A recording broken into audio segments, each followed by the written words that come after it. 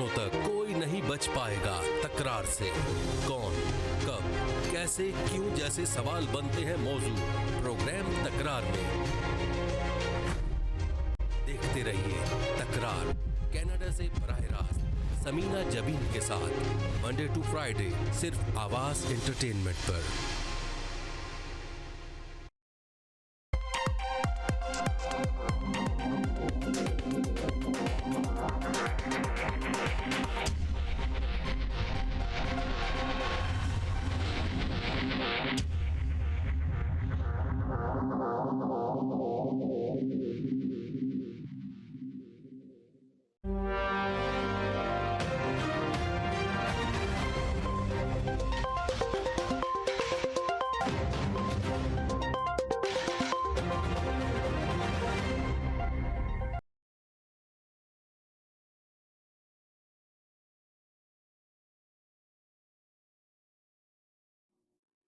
अस्सलाम वालेकुम नाज़रीन, देखती आंखों सुनते कानों को समीना का सलाम। खुशियों के रंग समीना के संग। जैसे कि आपको पता है, खूबसूरत प्रोग्राम हम आपके लिए लेकर आते हैं तकरार, और आप देखते हैं अपने चैनल आवाज़ एंटरटेनमेंट भी देखते हैं। हमेशा की तरह कहते हैं मिलाइए अपनी आवाज़ हमारी आवाज़ के साथ, हम पहुंचाएंगे आपकी आवाज़ बहुत सारे लोगों तक। यही मकसद है इस चैनल का, यही मकसद है इस प्रोग्राम का, और अल्हम्दुलिल्लाह आप लोग की आवाज़ें दूर दूर तक जा भी रही हैं। इस प्रोग्राम में आने से पहले हमेशा की तरह कहते हैं कि जरूर आइए इस प्रोग्राम में। अपोजिशन वाले भी आइए, हुकूमत वाले भी आइए, जिस पार्टी से भी आप ताल्लुक रखते हैं जरूर आइए, मगर लफ्जों का चुनाव बहुत अच्छे से अदा कीजिए और ख्याल रखा करें किसी कॉलर पे मत जाया करें। अपनी बात करें, अपना ओपिनियन दें, अपना तज्जिया दें, किसी कॉलर की बात को लेकर नहीं जाया करें। स्टार्ट में जब मैं ये आप लोगों को प्रोग्राम में कहती हूँ कि आप लोग लफ्जों का चुनाव अच्छे से अदा करें, तो प्लीज जरा गौर से ये बात अपने पास याद रखा करें, अपने माइंड के अंदर। तो इसका ख्याल रखा करें, इसलिए कि कॉलर आके फिर दोबारा से मेरे ऊपर ही चढ़ाई करते हैं। कॉलर कहते हैं कि जी आपने नहीं रोका इस कॉलर को, आपने कैसे बात सुन ली। तो आप सोचिए कि प्रोग्राम चल रहा होता है, आप लोग की बात तो एयर पे चली जाती है, छोटी सी बात आपने बोल दी, अब चली गई एयर पे। अब मैं अगर इतना लंबा उस लफ्ज को लेके खींचती रहूंगी तो प्रोग्राम कहाँ जाएगा। इस वजह से मैं आप लोग खुद ख्याल करा करें, आके बात किया करें टॉपिक के ऊपर। जो टॉपिक दिया है उस पर बात करें। हमें पता है कि जो भी है, चाहे ओपोजिशन वाले हैं चाहे हुकूमत वाले हैं, जो भी किसी भी पार्टी से अपनी पार्टी को सपोर्ट कर रहे होते हैं, अपनी पार्टी से बहुत लव करते हैं, मगर होते एक पाकिस्तानी, वो अपने पाकिस्तान के लिए बोलना चाहते हैं और पाकिस्तान से बहुत मोहब्बत करते हैं। और मैं हमेशा ये कहती हूँ कि एंकर हमेशा न्यूट्रल होता है, वो कभी भी किसी की पार्टी से ताल्लुक नहीं रखता, वो सिर्फ अपने मुल्क के लिए बात करता है, पाकिस्तान के लिए बात करता है। और मैं यहाँ पे बैठ के जितने भी शो आपके साथ करती हूँ तो हमेशा इसलिए शो करती हूँ कि मुझे पाकिस्तान से बहुत मोहब्बत है। पाकिस्तान है तो हम है, हमारा पाकिस्तान हमारा प्यारा मुल्क है, जिसकी पहचान और जिसकी शान और आन बान के लिए हम यहाँ बैठते हैं। और यकीनन आप लोग जो इस प्रोग्राम में शामिल होते हैं, आप भी इसीलिए शामिल होते हैं कि आपको भी अपने मुल्क से बहुत प्यार और मोहब्बत है। आप लोग भी अपना ओपिनियन देते हैं, चाहे किसी भी पार्टी से ताल्लुक रखते हैं। तो बस लफ्जों का चुनाव अच्छे से अदा करिएगा। मेरे साथ साद चौधरी साहब मौजूद हैं, आज प्रोग्राम में शामिल हुए हैं, तो हमने इनको कहा कि आज प्रोग्राम में शामिल हुए और आके अपना तज्जिया दें, अच्छे से तज्जिया दें। आप लोगों के जहन में भी कोई सवाल है, कुछ है, इसलिए कि ये बहुत अच्छे तज्जिया निगार हैं, काफी अच्छे से ये आप लोगों के सवालों के जवाब भी दे सकते हैं। कुछ सवालात होते हैं जो आप चाहते हैं कि आपको सही की उसकी इंफॉर्मेशन मिले, सही डेटा मिले, तो आप इनसे सवाल कर सकते हैं, तो ये आपको आराम से जवाब देंगे। पहले इनका जवाब सुनिएगा, उसके बाद आप दूसरा कोई कॉलर आए और जाके सवाल कर सकते हैं दोबारा से। तो जी वेलकम करते हैं आपको इस प्रोग्राम में। हेलो जी, अस्सलाम वालेकुम, क्या हाल है आपके? खैरियत से हैं आप? आपने देखा आजकल पाकिस्तान में क्या सियासत चली है। शहबाज गुल ने जो लफ्ज बोले, मैं भी ये पूछना चाहती हूँ अपने कॉलर से भी और आपसे भी सवाल करूंगी कि जो उन्होंने अल्फाज यूज किए इदारों के लिए, तो उन्होंने गलत इस्तेमाल किए इदारों के लिए। इस तरह के लफ्ज नहीं इस्तेमाल करने चाहिए थे। इसको हमें जरूर कंडम करना चाहिए और इसके ऊपर जरूर बात करनी चाहिए कि शहबाज गुल को बोलने से पहले सोचना चाहिए, इसलिए कि पूरी दुनिया में ये आवाज जाती है। तो जो उन्होंने इदारों के लिए बोला, तो उनको ऐसा नहीं बोलना चाहिए था। और मैं जरा से जनरल बाजवा के सिलसिले में भी बात करना चाहती हूँ कि आप बताइए कि इन ये जो सारी पाकिस्तान की जो सियासत में हलचल मची हुई है, तो इसमें क्या जनरल बाजवा का हाथ है? ये मैं आपसे भी राय लूंगी, और है ना मेरे साथ जो असद चौधरी साहब बैठे हुए हैं, इनसे भी जरूर पूछूंगी ये सवाल कि बताइए कि इनका किरदार क्या है सियासत के अंदर, इनका क्या किरदार है जनरल बाजवा का। पहले तो ये बहुत अच्छे लफ्जों में इनको नाम लिया जाता था और इनकी बहुत अच्छी बातें सुनने में भी आती थी, मगर आजकल कुछ गलत खबरें सुनने में आ रही हैं, तो ये जरूर बताएंगे जनरल बाजवा के बारे में। जी समीना, सबसे पहले तो मैं शहबाज गिल ने जो पाकिस्तान जी। की मसल्ह अफ़वाज हैं उनके बारे में जो अल्फाज अदा किए हैं, इदारे के अंदर एक तकसीम पैदा करने की कोशिश की है जी। लो रैंक्स के और हाई रैंक्स के बीच में। तो मैं इसको बहुत ही सख्त अल्फाज में इसकी मजम्मत करता हूँ। ये एक गलत और ख़तरनाक रवैया था, क्योंकि इदारा जो है वो बेसिकली डिसिप्लिन के ऊपर चलता है। अगर आपके हाई रैंक्स जो है वो आपको कोई चीज़ कहेंगे और आप नहीं करेंगे, जिस तरह एक घर के अंदर एक बड़ा जो है वो अगर कोई चीज़ कहता है और छोटे नहीं करते तो वो घर नहीं चलता। इसी तरह से जो इदारे हैं वो भी अगर हाई रैंक्स को नहीं फॉलो करते लो रैंक्स, तो इस तरह से इदारे जो है वो टूट-फूट का शिकार हो जाते हैं। और ये कि पाकिस्तान की सालमियत का जो सबसे जो बड़ा मुहाफ़िज़ इदारा है वो पाकिस्तान की मसल्ह अफ़वाज है। जी। तो उन्होंने ये जो अल्फाज हैं वो बड़े एक तो जो है ना वो गलत इस्तेमाल किए। दूसरा ये मुझे जो मालूमात भी है और मेरा तज़किया भी है, और उसके अलावा जो मुझे लगता है वो ये है कि ये प्री प्लान्ड था, क्योंकि एक शख्स जो है वो अपनी ज़ाती कैपेसिटी के अंदर वो इमरान खान का एक तर्जुमान भी है, उनका ऑफिशियली तो उसको उन्होंने चीफ ऑफ स्टाफ रखा हुआ है, तो वो अपनी कैपेसिटी में ये अल्फाज बोल नहीं सकता। ये प्री प्लान्ड प्रोग्राम था जिसमें जो है वो एंकर्स ने उनको लिया, अनइंटरप्टेड रखा, वो बोलते रहे और उनको इंटरप्ट भी नहीं किया। जो एयरवाई का इस वक्त इशू हुआ है वो यही है कि उन्होंने प्रोग्राम में अगर कोई चीज़ इस तरह की हो रही थी तो फौरी तौर पे इंटरप्ट करना चाहिए था। तो चलिए, अच्छा एक सेकंड, हम ये दो कॉलर हैं इनको एयर करते हैं, एक सेकंड के लिए। जी हेलो जी, अस्सलाम वालेकुम। हेलो अस्सलाम वालेकुम समीना, और आपको बहुत-बहुत अस्सलाम वालेकुम। जी वालेकुम अस्सलाम। मेरे साथ ही रहे, एक मिनट इनको भी हेलो कर दूं, पहले सबसे पहले करते हैं। जी हेलो अस्सलाम वालेकुम।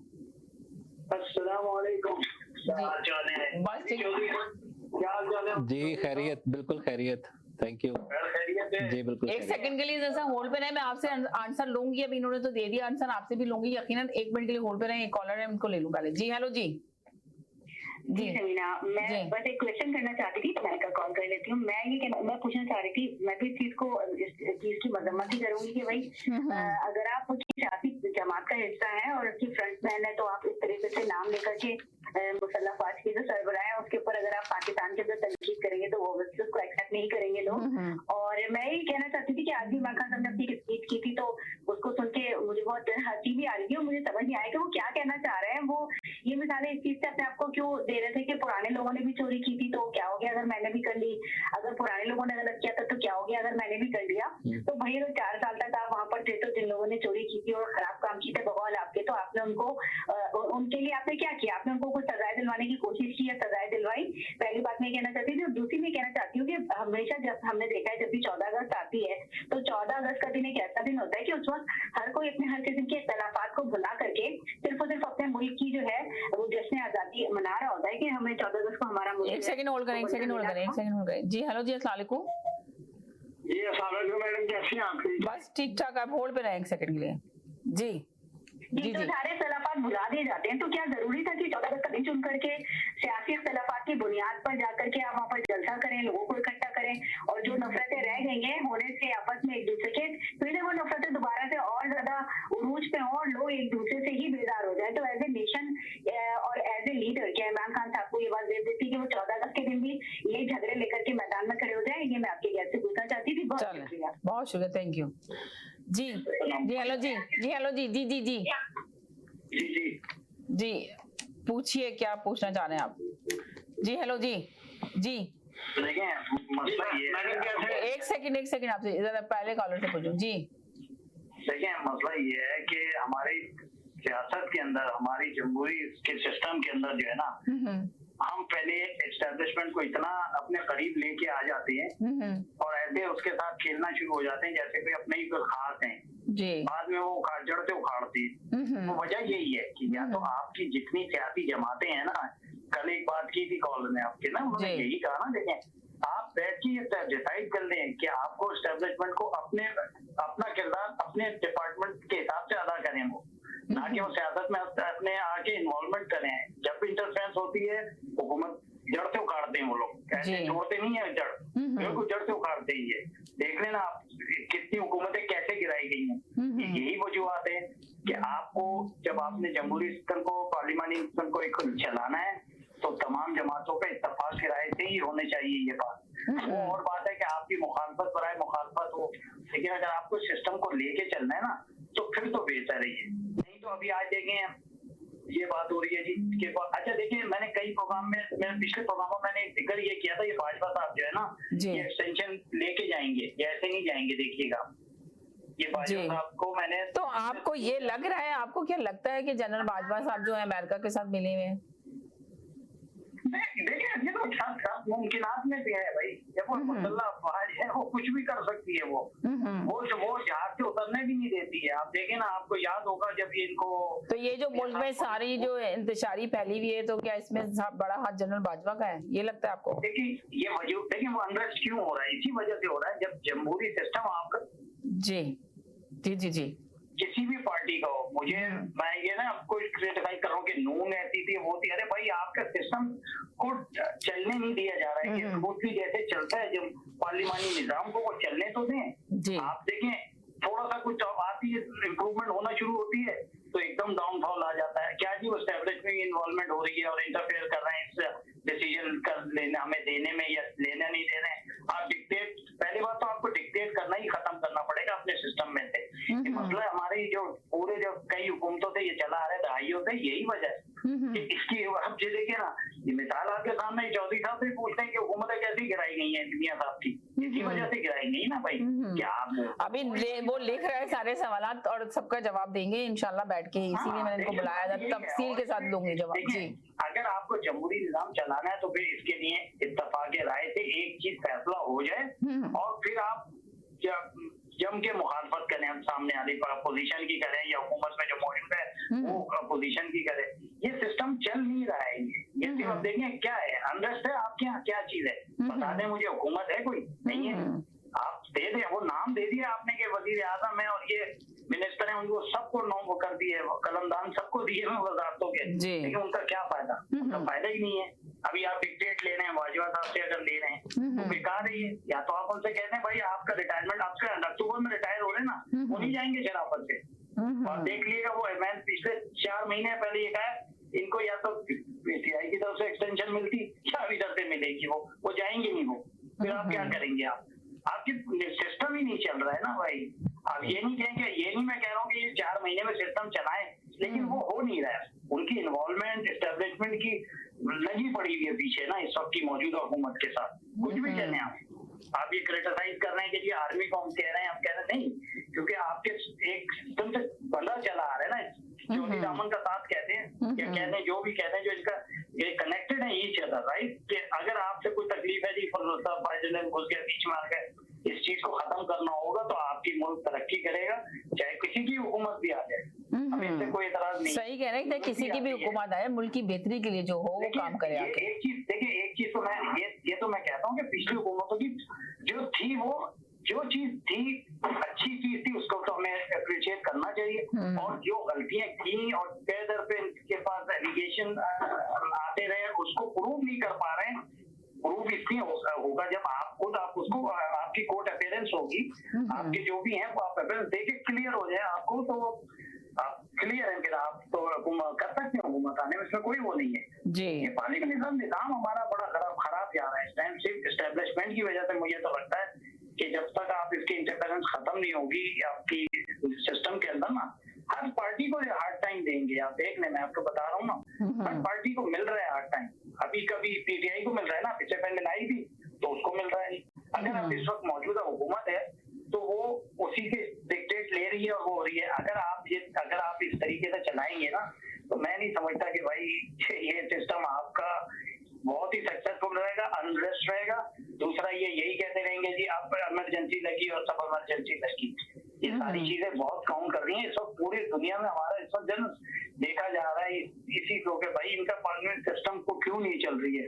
जो भी आता है वो 4-6 महीने के बाद हुकूमत गिर जाती है, फिर साल के बाद जो भी आता है 3-4। चले एक और का एक ओपिनियन लेने, क्वेश्चन दे रहे थोड़ा सा जी। हेलो जी जी, अस्सलाम वालेकुम को भी और आपको भी और आपके तमाम नाज़रीन को भी सलाम जी। मैं कहना चाहता हूँ समीनाम कि शहबाज गिल ठीक है और उनको नहीं बोलना चाहिए, बट ठीक है उन्होंने कुछ सख्त अल्फाज इस्तेमाल किए जी। तो सोचने वाली बात है, क्या ये पहली दफा पाकिस्तान में ऐसे अल्फाज इस्तेमाल किए गए? और शहबाज गिल तो एक पर्सन है इमरान खान से, पार्टी लीडर्स ने जो वजीर आजम रहे, जो सदर रहे, और उनकी औलादों ने और उनकी पूरी पार्टीज ने क्या फौज के खिलाफ बातें की, किसी की से ढकी छुपी नहीं है। मेरा ख्याल तो समीना आपको वीडियो क्लिप वो चला भी नहीं सकती। इस तरह से फौज का मोरल डाउन किया गया। इवन नाम लेके जनरल बाजवा का नाम लेके गालियां दी गई।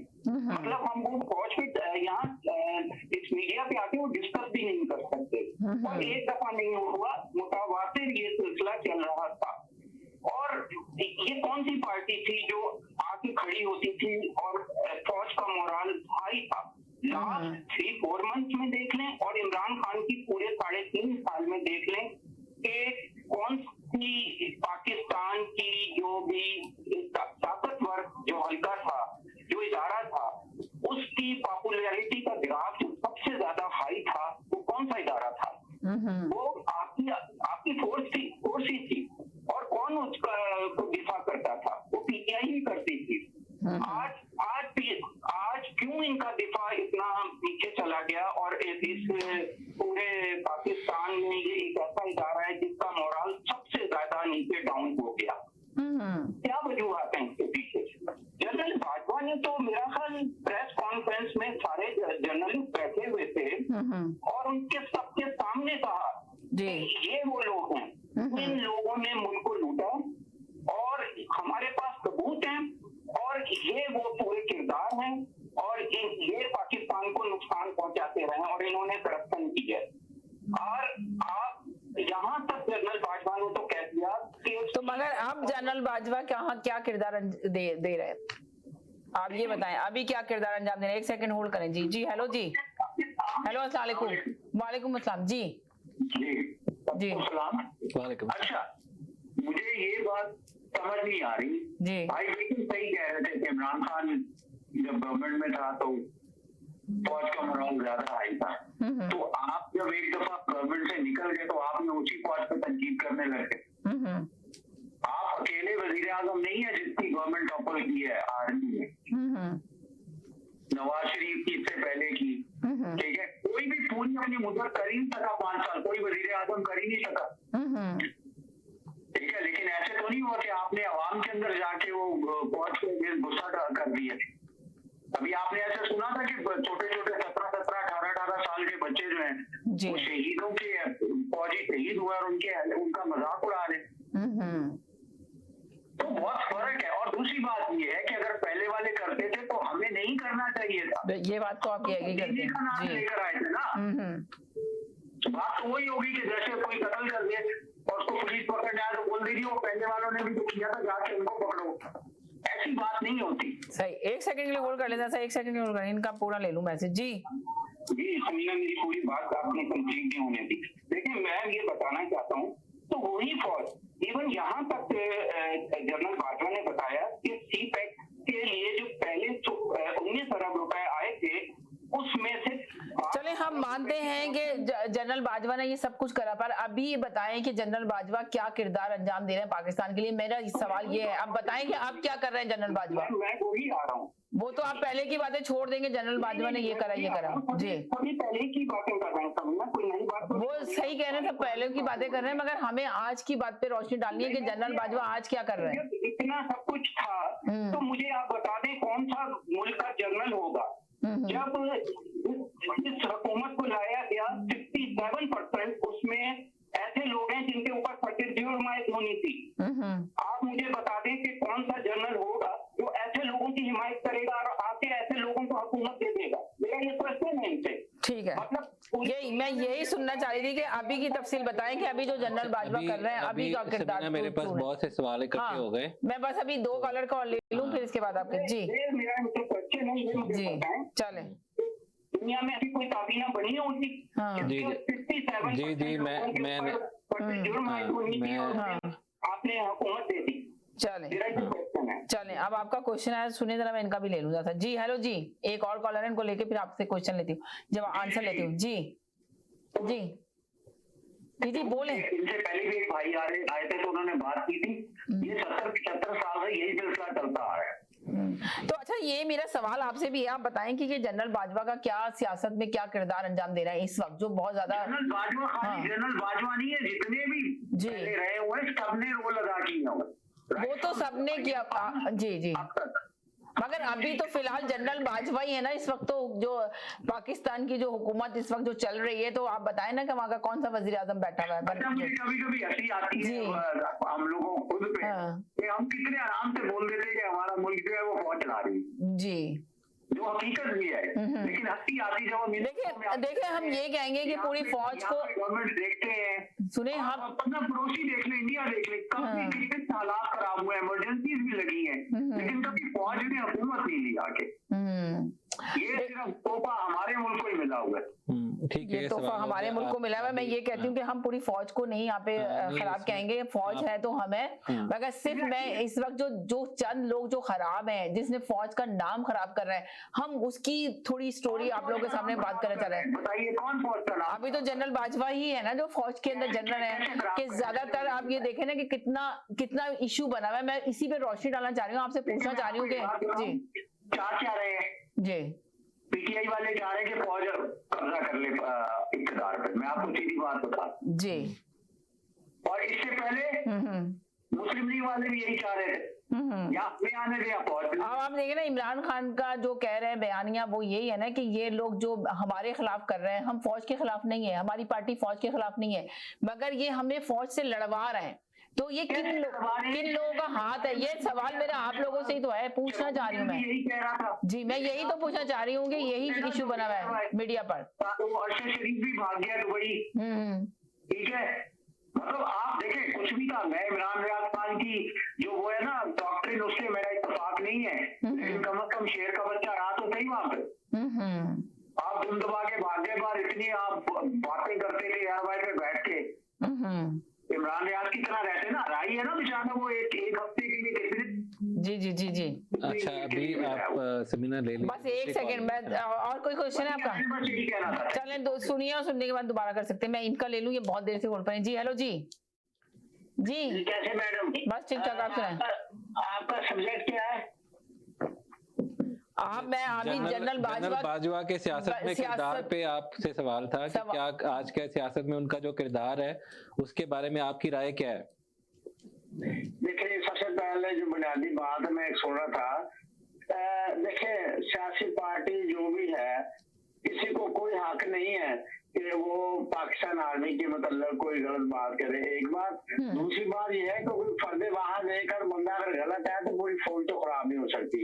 जहां तक तल्लक है बाजवा साहब का, तो ये तो तस्दीक करना पड़ेगी ना किसी को कि वाकया गलत है। अब मैं यहाँ बैठकर मैं उसकी तस्दीक नहीं कर सकता, मगर ये है कि जैसे खबरों से हमें पता चल रहा है उसकी मुनासबत से सारे लोग बातें कर रहे हैं, मगर मैं इस पर मुताद इसलिए हूँ, मुझे किसी की घबराहट नहीं है, मगर मैं इसलिए बता दूं कि मुझे इस बात की कैसे तस्दीक हुई कि वो इन्वॉल्व है।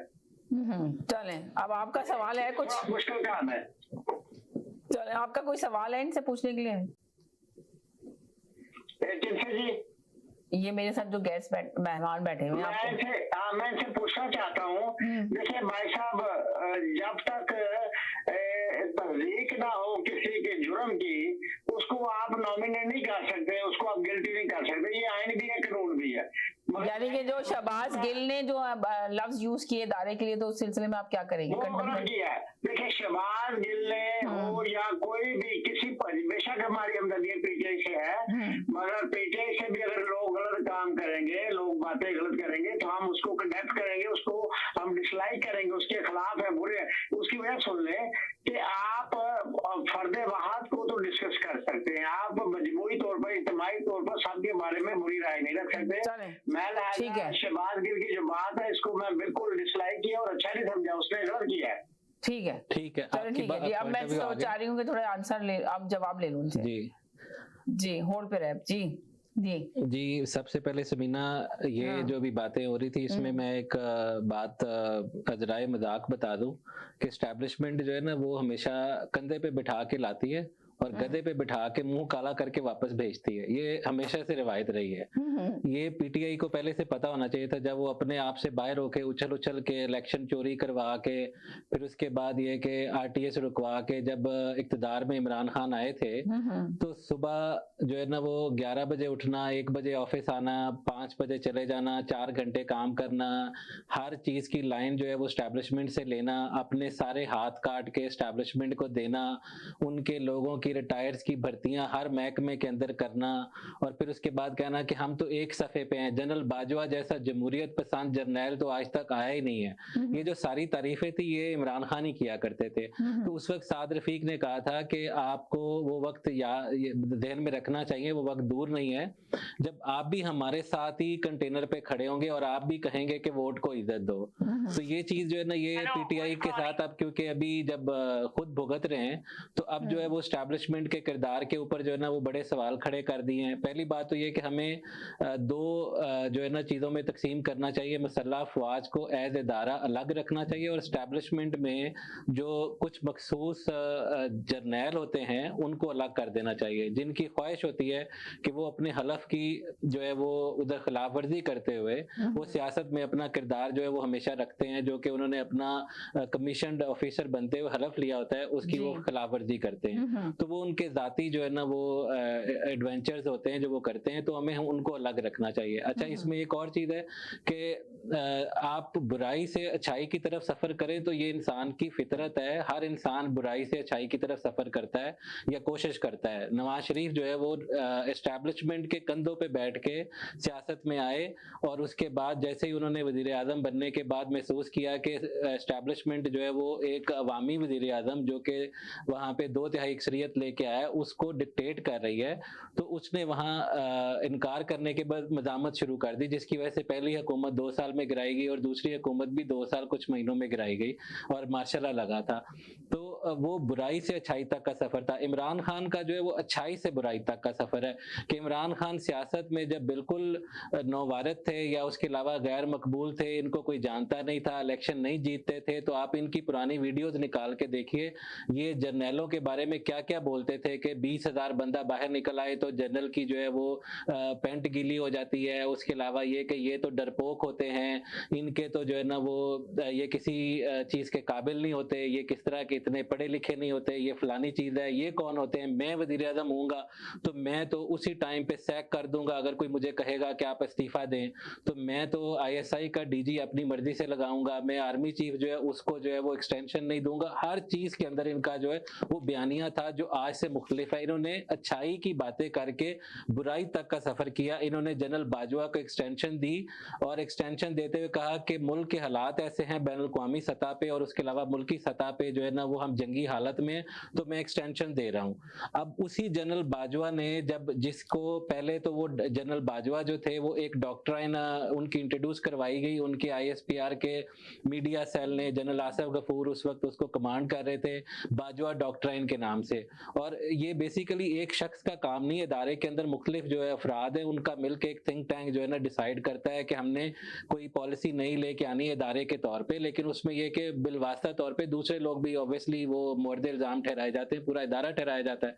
तो जब इन्होंने ये पॉलिसी जो है वो डिजाइन की कि हम इमरान खान को लेके आ रहे हैं और नवाज शरीफ को हटाया गया 2013 के बाद, जिस तरह से मसाइल पैदा किए गए, कभी डॉन लीक्स की शक्ल में, कभी जो है मोदी के यार की शक्ल में, कभी जो है वो तौहीन रसालत का फतवा लगा दिया गया, कभी धरने करवाए गए। उस वक्त जो है वो जो DG ISI थे वो धरने जो है वो स्पॉन्सर करवा रहे थे।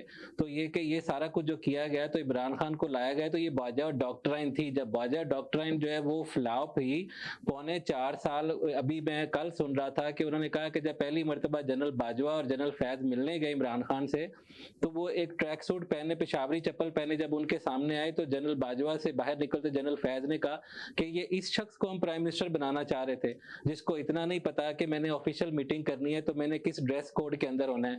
और वो जिस तरह से लोगों को बुलाते थे अपने पास धूप में बिठा के, काला चश्मा लगा के लेफ्ट राइट में बिठा लेते थे, सफारतकारों को भी, और जिस तरह से उन्होंने उन्होंने मुल्क को चलाया और सारे इख्तियार सरेंडर कर दिए, तो इस चीज़ के बाद स्टैब्लिशमेंट ने देखा जो मुल्क की हालत हो गई सफारतकारी की सतह पे, दूसरे ममालिक के साथ ताल्लुकात हो, उसके साथ मईशत की जो हालत है, 4 वज़ीर ख़जाना बदल दिए गए हैं। फ़ौज में एक अमूमी रवायत है कि जो एक कोर कमांडर होता है उसके नीचे 3 GOC होते हैं। अगर कोर कमांडर एक बार एक GOC की शिकायत करे तो वो उसको चेंज कर देते हैं, और अगर दूसरी मरतबा शिकायत करे तो वो फिर उसको भी चेंज कर देते हैं, लेकिन सोच विचार करके GOC को। अगर तीसरी मरतबा भी कोर कमांडर किसी GOC की अगर शिकायत करता है तो तीसरी मरतबा कोर कमांडर को चेंज कर देते हैं। तो जो बंदा सूबे में उस्मान बुज़दार था वो 6 चीफ सेक्रेटरी चेंज कर रहा था, इसका मतलब उसे सूबा नहीं चल रहा था। तो इसी चीज की वजह से एस्टैब्लिशमेंट के इख्तिलाफात इमरान खान के साथ पैदा हुए।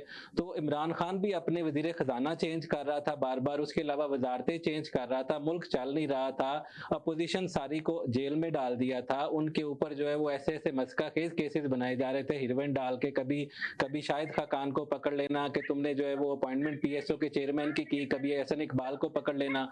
अब उसके बाद जब स्टैब्लिशमेंट ने देखा कि ये बहुत हो गया और सारी गालियां हमें पड़ रही हैं, तो स्टैब्लिशमेंट में एक और जो चीज है ना, वो ये अभी बात हो रही थी कि स्टैब्लिशमेंट इतनी गैर मकबूल शायद अभी हुई है।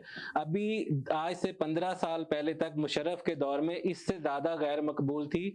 उस वक्त फौजियों का जो है ना वो मुराल, ये अभी जो कह रहे थे ना कि अभी बहुत डाउन है, और 4 साल पहले जो 4 महीने पहले जो 4 साल थे मुराल बहुत हाई था, तो मुशर्रफ के दौर में मुराल इतना डाउन था कि फौजी वर्दी पहन के कोई बाहर नहीं जा सकता था। उस वक्त ये इंस्ट्रक्शन ऑफिशियली दी गई थी कि कोई फौजी जो है अपनी वर्दी पहन के बाहर नहीं जाएगा अकेला, और कॉन्वॉय के साथ सफर करेंगे। और उसके अलावा ये कि नवाज शरीफ जो है वो जब आया तो मुराल उस वक्त हाई हुआ था, क्योंकि 2005 से लेके 2013-14 तक 9 साल से 14 अगस्त की परेड नहीं हुई थी।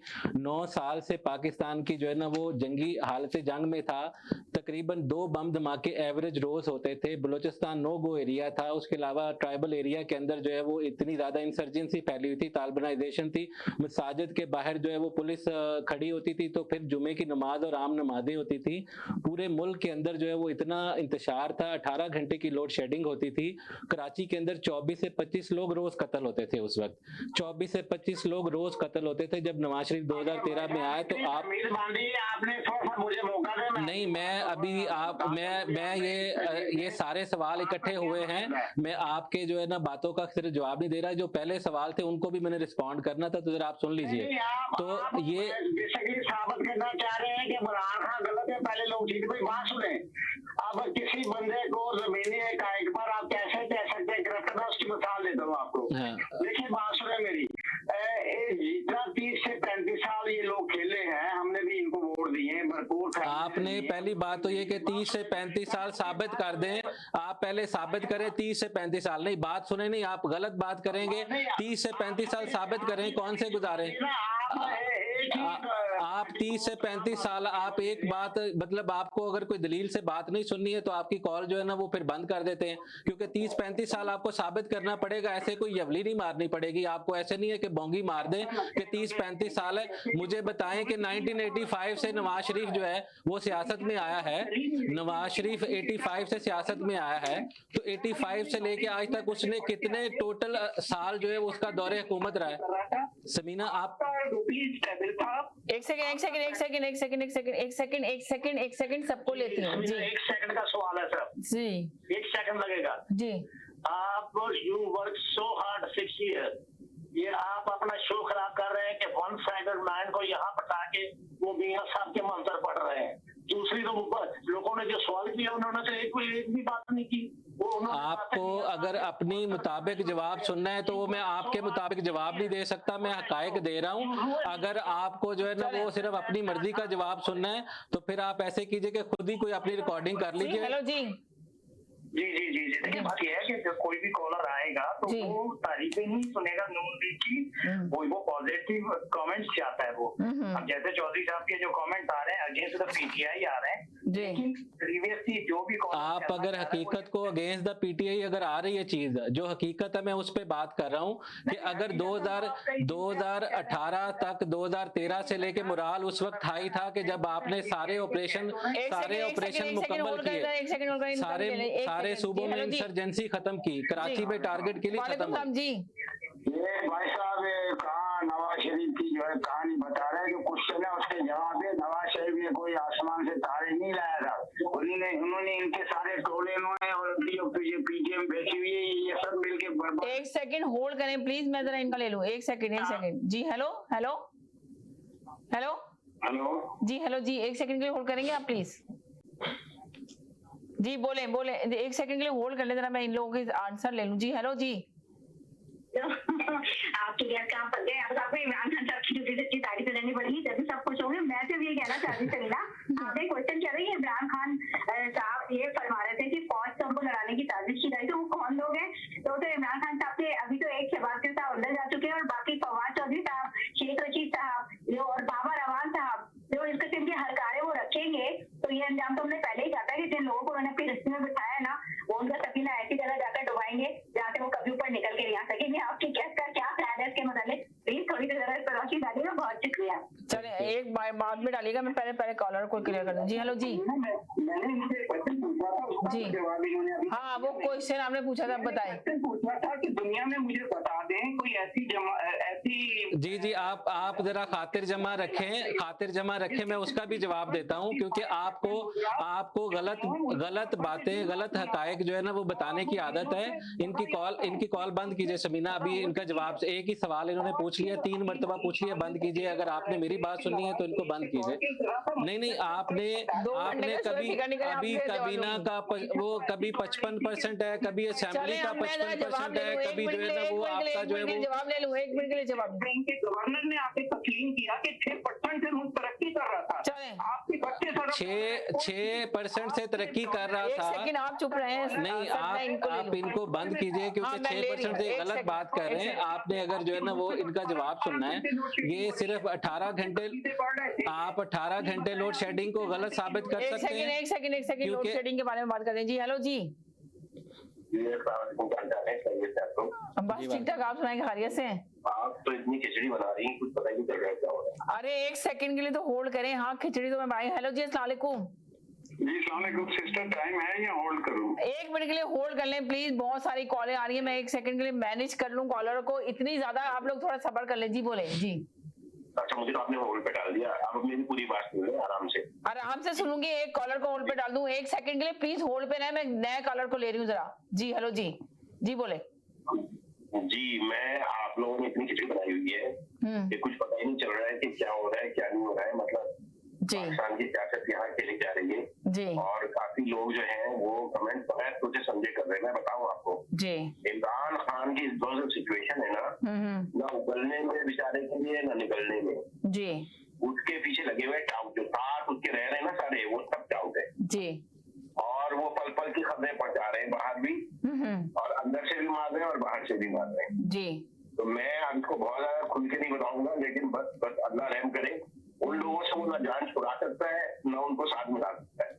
राइट। तो बहरहाल दुआ कर सकते हैं हम लोग। सिर्फ आप ये कह रहे हैं कि अंदर यहाँ से भी ओवरसीज से भी पहुंचाई जा रही है खबरें और वहां से भी अंदर खाने को खबरें पहुंचाई जा रही हैं इमरान खान के लिए? नहीं, उनका कहना है कि जी उनके जो लोग हैं वो डबल गेम इदारों के साथ भी उनको भी खबरें इदारों को भी पहुंचा रहे हैं। बिल्कुल सही कह रहे हैं ये। मैंने इमरान खान को भी जो है ना वो अंदर से उसका इमरान खान के साथ जो लोग जी देखे ये और वही लोग देखें, आपको शायद याद होगा कि कितनी दफा मैंने ये शो किया था कि इमरान खान की जब हुकूमत थी तो कितनी दफा हमने ये शो किया कि इमरान खान को चाहिए अपने इर्द गिर्द देखें, अपने काबीना के लोगों को देखें जो इमरान खान कुछ बोलते थे और करते कुछ और थे, जो इमरान खान से कराया जा रहा था, जिसकी वजह से इमरान खान इस नतीजे पे पहुंचे थे। ये शायद आप लोग को याद होगा। अच्छा, कितनी दफा ये शो किया था। मैं इस पे रिस्पॉन्ड कर दूं। गवर्नमेंट से निकलने के बाद भी इमरान खान की पोजीशन कोई चेंज नहीं हुई है, उसके पास कोई रास्ता नहीं है, वो उन लोगों को साथ में रखना ही पड़ेगा।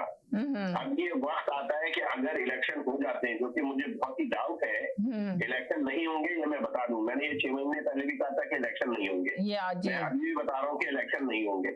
अगर इलेक्शन हो गए और क्लियर हो गए और तो ये अवाम की ताकत से आ गया तो ये जानता है कि कौन कौन लोग हैं, तब तो ये पलट देगा। अगर इतनी पावर के साथ आ गया और फौज को कंट्रोल कर दिया उसने, बहरहाल बाकी अल्लाह ताला जानता है बेहतर क्या होगा। मैंने आपको समराइज कर दिया है, ये कोई भी बहुत बड़ी बात नहीं है और नवाज शरीफ के जो लोग हैं वो भी इसी पार्टी में शामिल हैं।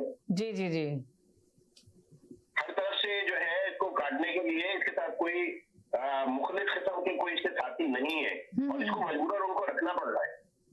बहुत बड़ी मजबूरी है ना। तो आप देखें कल तो सिचुएशन बिल्कुल ही डिफरेंट है। वो नहीं रखेगा क्योंकि बड़ी मजबूरियां, 4 साल भी मजबूरियां थी, वो सारे लोग हर वक्त मजबूरी थी, हर वक्त उसको मजबूरी है क्योंकि वो बच्चा है, वो रोटी को चोची कहता है, उसको तो पता नहीं है, उसको सारी जिंदगी जो उसका गुनाह किया उसने, वो दूसरों ने करवाया, उसने खुद नहीं किया। वो दूसरों के जो कहता था कि अगर कप्तान ऊपर ठीक हो तो टीम जो है ना वो नीचे जो है वो खुद ब खुद ठीक हो जाती है। वो अभी रोटी को चोची कहता है कि उसको हर वक्त दूसरे जो है वो कर रहे हैं डिक्टेट और वो अपनी चीजें उससे मनवा रहे हैं, वो खुद तो कुछ जानता नहीं है। उसको जो बुशरा बीबी बताती है, जो उसको शहबाज गिल बताता है, जो फवाद चौधरी बताता है, जो उसको आके इदारे पहले बताते थे, बस वो कर देता था। तो फिर ऐसा शख्स तो वजीर आजम नहीं होना चाहिए जिसकी कोई अपनी राय नहीं है, जिसके अंदर कोई कुव्वत फैसला नहीं है। वो शहबाज गिल जैसे बंदे को नहीं हटा सकता अपने साथ से, इतना मजबूर है वो कि अपने साथ शहबाज गिल को भी मजबूर है रखने में। बाकी लोगों की तो समझ आती है ना जो सीटें जीत के आए हुए थे। जी बोले। मैं क्योंकि आप बीच में बात कर रहे थे मैं खामोश हो गया था। You are absolutely right. मतलब अब वो सिचुएशन ये है कि वो मंजर आम पर भी रहना चाहता है। मतलब इमरान खान एक शख्सियत रहना चाहता है लोगों के सामने। तो हो सकता है कि वो वेट कर रहा है वक्त का कि भाई कोई वक्त बदल जाए तो शायद वो जो अपने फैसले हैं वो सामने लेकर आ सके। इसमें हम दुआई कर सकते हैं, लेकिन वो मतलब ये कि खुलूस के साथ चाहता है, मजबूरियां हैं। जी वो एक्चुअली मसला ये है कि उसकी हर चीज जो वो सोचता है ना वो पूरे उसके फॉलोअर तक चली जाती है कि वो ये सोच रहा है, वो इतना खुलूस रखता है। आप बीच में बोलेंगे मेरी बात नहीं, वो इतना खुलूस अभी जरा इनकी सुन ले पूरी। जी पहले आप पूरी बात सुन लेते हैं फिर स्टार्ट किया करें। जी ठीक है, अब मैं बात खत्म कर लूं फिर आप बात शुरू कर लें। समझ नहीं आएगी ना, मैं भी बोल रहा हूँ आप भी बोल रहे हैं। चले बोले आप जी। आप देखें नवाज शरीफ जैसा पावरफुल वजीर आजम और हर टर्म में वो बहुत पावरफुल था। आपको लगता है कि नवाज शरीफ ने अपने सारे फैसले खुद किए थे? नहीं, नवाज शरीफ के साथ भी ऐसे लोगों को शामिल किया गया था कि नवाज शरीफ को चलने नहीं दिया गया और गरदारी खा गया नवाज शरीफ को। मगर मैं अब यहाँ पे खत्म करूंगा, जो आपने अब बात करनी है आप कर लें। जी बहुत शुक्रिया, थैंक यू सो मच। एक सेकंड का ले लें फिर मैसेज आप कर लेते हैं। जो मेरे पिछले भी जो है ना वो काफी ज्यादा कोई बात नहीं, अभी दे देंगे। जी आज लकी डे है, मेरी बारी आ गई। बहरहाल आपके जो चौधरी साहब हैं बड़े अच्छे व्यू और की हिस्ट्री, पॉलिटिकल हिस्ट्री बहुत ही अच्छी है। ये जैसे लेके आ रहे थे सीक्वेंस से हालात को, लेकिन बीच में इंटरफेयर हो गया और करके मैं कहता हूँ कि क्रॉस टॉक ना हो, कम से कम हम इन जैसे लोगों से एजुकेट होते हैं। तो बाकी ये मैंने तो 2021 में 5 बंदों की बातों का बिलीव करना। जी हाँ जी, हाँ, मैंने 2021 में 5 बंदों की बातों का बिलीव करना छोड़ दिया था। एक वो इनकी थी सियालकोट वाली फिरदौस आशिक अवान, एक शहबाज गिल, एक इमरान खान और एक फवाद चौधरी होगा, फवाद चौधरी भी होगा। हाँ, वो 5वें बंद है। तो ये पांचों सुबह कुछ और कहते थे, दोपहर को कुछ और कहते थे, शाम को कुछ और। ये सारी पावर की गेम है। जब ये पावर में आएंगे, इससे बड़ा मजबूरी और इससे बड़ी एक इंग्लिश में वर्ड है पिटी। जी एक मिनट के लिए सब्र करें आप लोग। लाइन काट के क्यों बार करते हैं? थोड़ा होल्ड में रहे, मैं सबको लूंगी, इनका मैसेज ले लूं, फिर इसके बाद आप लोग को लेती हूँ। जी इंग्लिश में एक वर्ड है पिटी, काबिल रहम, के 150 सीटों वाला 10 सीटों वालों के आगे ब्लैकमेल हो गया। ऐसे ही हाँ, इससे बड़ी काबिल रहम सिचुएशन क्या होगी? बाकी तो देखें, हर बंदे को हक है वो रात को कंप्यूटर पे बैठ जाए, वहां से स्वीट ड्रीम्स आ रहे हैं, वो स्वीट ड्रीम देखे, रात को सोए, सुबह उसके ऊपर बहस करे, तो वो तो देखें हर बंदे। बाकी आखिरी बात मैं करके, क्योंकि आज आपकी कॉलें बहुत आ रही हैं, जैसे इमरान रियाज का सॉफ्टवेयर सही हो गया था ना, तो ऑर्थोपेडिक के पास गया है, तकरीबन 11-12 टेस्ट उसने कराए थे। फिक्र ना करें, फ्राइडे तक शहबाज गिल का भी जो अपना सॉफ्टवेयर है ना, वो बिल्कुल अपडेट करके भेजेंगे। शुक्रिया। समीना, अभी मैं रिबटल दे देता हूँ क्योंकि हमारे जो है ना वो फिर प्रोग्राम का इस तरह से जो है ना वो कोई फायदा नहीं है कि अगर इस तरह से बीच में वही रिपीटेशन है सवालात की। मेरे पास काफी सवाल इकट्ठे हो गए हैं। अभी मैं एक ब्रेक के बाद हम आपके सारे जवाब देते हैं। जी इन लोगों का थोड़ा हल्का हो देंगे। जी अभी एक बात कर रहे थे आपके जो गेस्ट हैं, जी बात सच बोलनी चाहिए। ये फरमा रहे थे मीशत चल नहीं रही थी, लेकिन हकीकत तो कुछ और बताती है। आप मेरी बात और से सुनेंगे, जो आपके मेहमान बैठे हुए हैं, 6% से आपका मुल्क तरक्की कर रहा था, ठीक है, और उसके बाद जो है आपके 32 अरब डॉलर की आपकी एक्सपोर्ट, जो पाकिस्तान की तारीख में बुलंद तरीन 29 अरब डॉलर हुई एक बाद में साल बताइएगा, लिख ले बाद में बताइएगा, इनको करने दे, मैं ब्रेक के बाद जाती हूँ फिर जी। आपका 12% पे इन्फ्लेशन था, तो वो बहुत बुरा था।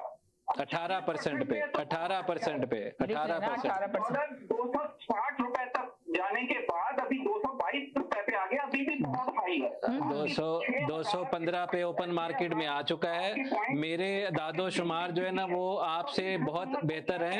इसके जो आप शादियाने बजा रहे हैं, इसमें तो कुछ भी नहीं बचा। नहीं, आपकी ख्वाहिश के मुताबिक नहीं मैं बात कर सकता। वो वीडियो नहीं देख सकते, जो लोग तड़प रहे हैं धूप से। जी वो कानून का खजाना छोड़ के गया था। बात करते हैं तो जी। ये आप तस्वीरें इस हुकूमत के भी तो बता देना। मैं अभी अगर आपके अंदर थोड़ा सा भी हौसला हो ना, वो आपने अगर गलत दादोशुमार बीच में जबरदस्ती ना ठोंसने हो तो फिर आपके सवालों के जवाब भी शायद मिल जाते, लेकिन क्योंकि आपको हजम तो करना नहीं है, आपने जो है वो अपनी तरफ से आके जो है ना 32 अरब डॉलर की एक्सपोर्ट कर देनी है, 6% आपने जीडीपी ग्रोथ कर देनी है, टैक्स कलेक्शन आपने ऑल टाइम हाई कर देनी है, क्योंकि आपने सुनना तो है नहीं, क्योंकि आपको चाहिए आपकी मर्जी का तजिया चाहिए, आपकी मर्जी के दादोशुमार चाहिए, आपको आपकी मर्जी का जो है वो तजिया चाहिए, वो मैं कर नहीं सकता।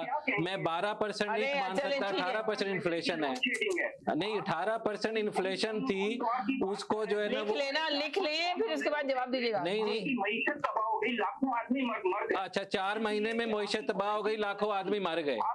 नहीं, आप 4 महीनों में मईशत तबाह हो गई, लाखों आदमी मर गए, क्योंकि वो कानून का खजाना छोड़ के गया था। एक सेकंड, और 4 महीनों में वो खत्म कर दिया उन्होंने। डिबेट मत करें, जो लोगों को नागवार गुजरे। नहीं, आपको मैं जो आपको गवार गुजरेगी वो नहीं मैं कर सकता। मैं सच बोलूंगा, हकायक बताऊंगा। एक सेकंड सुन लेने, मैं ब्रेक के बाद आप ही कर लूंगी साहब अपनी। भाई बाहर चाहे तकनीक का वीजा करे, लंदन में तो कोई नहीं आएगा ना।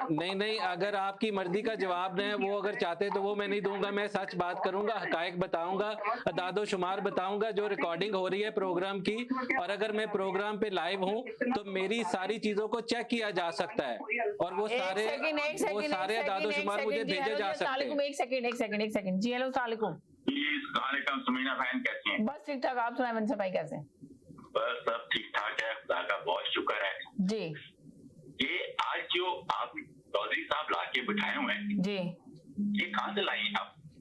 मैं यहीं से, कनाडा से। तो कहता था कि पाकिस्तान में ऐसे लोग अपने जी जी बोले आज इनकी बातें मुझे पता चला है कि ऐसे लोग भी पाकिस्तान में हैं और कनाडा में हैं जो सच बोलते हैं। मेरी तरफ से तो आपको सल्यूट है, जज़ाकल्लाह। आप बहुत जबरदस्त बातें कर रहे हैं, बिल्कुल सही बातें, और बड़ा मजा आ रहा है आपकी बातें सुन के। जज़ाकल्लाह। थैंक यू जी। हेलो जी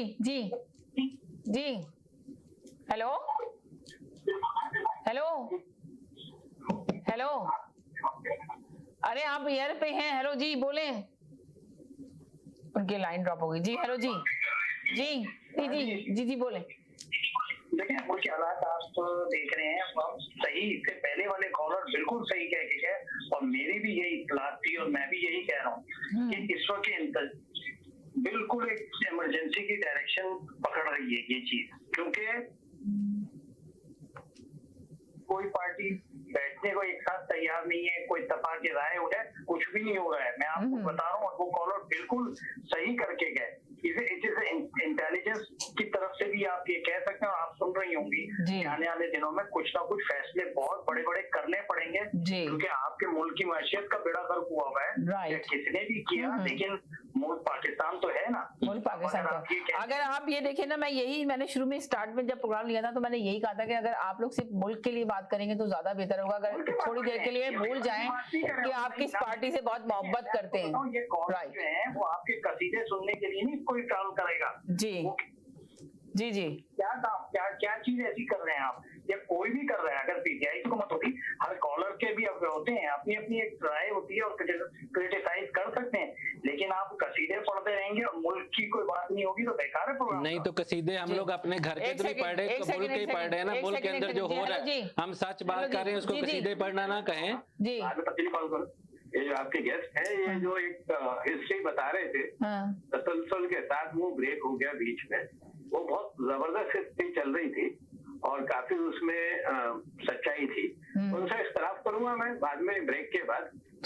कुछ बाकी ये कि जो बातें वो कर रहे थे वो सही बातें थी, काफी हद तक दुरुस्त बात कर रहे थे जो आपके गेस्ट है, तो वो अच्छा इनको नॉलेज बहुत अच्छा है और हिस्ट्री भी इनको ठीक ठाक, तो अच्छा प्रोग्राम जा रहा है।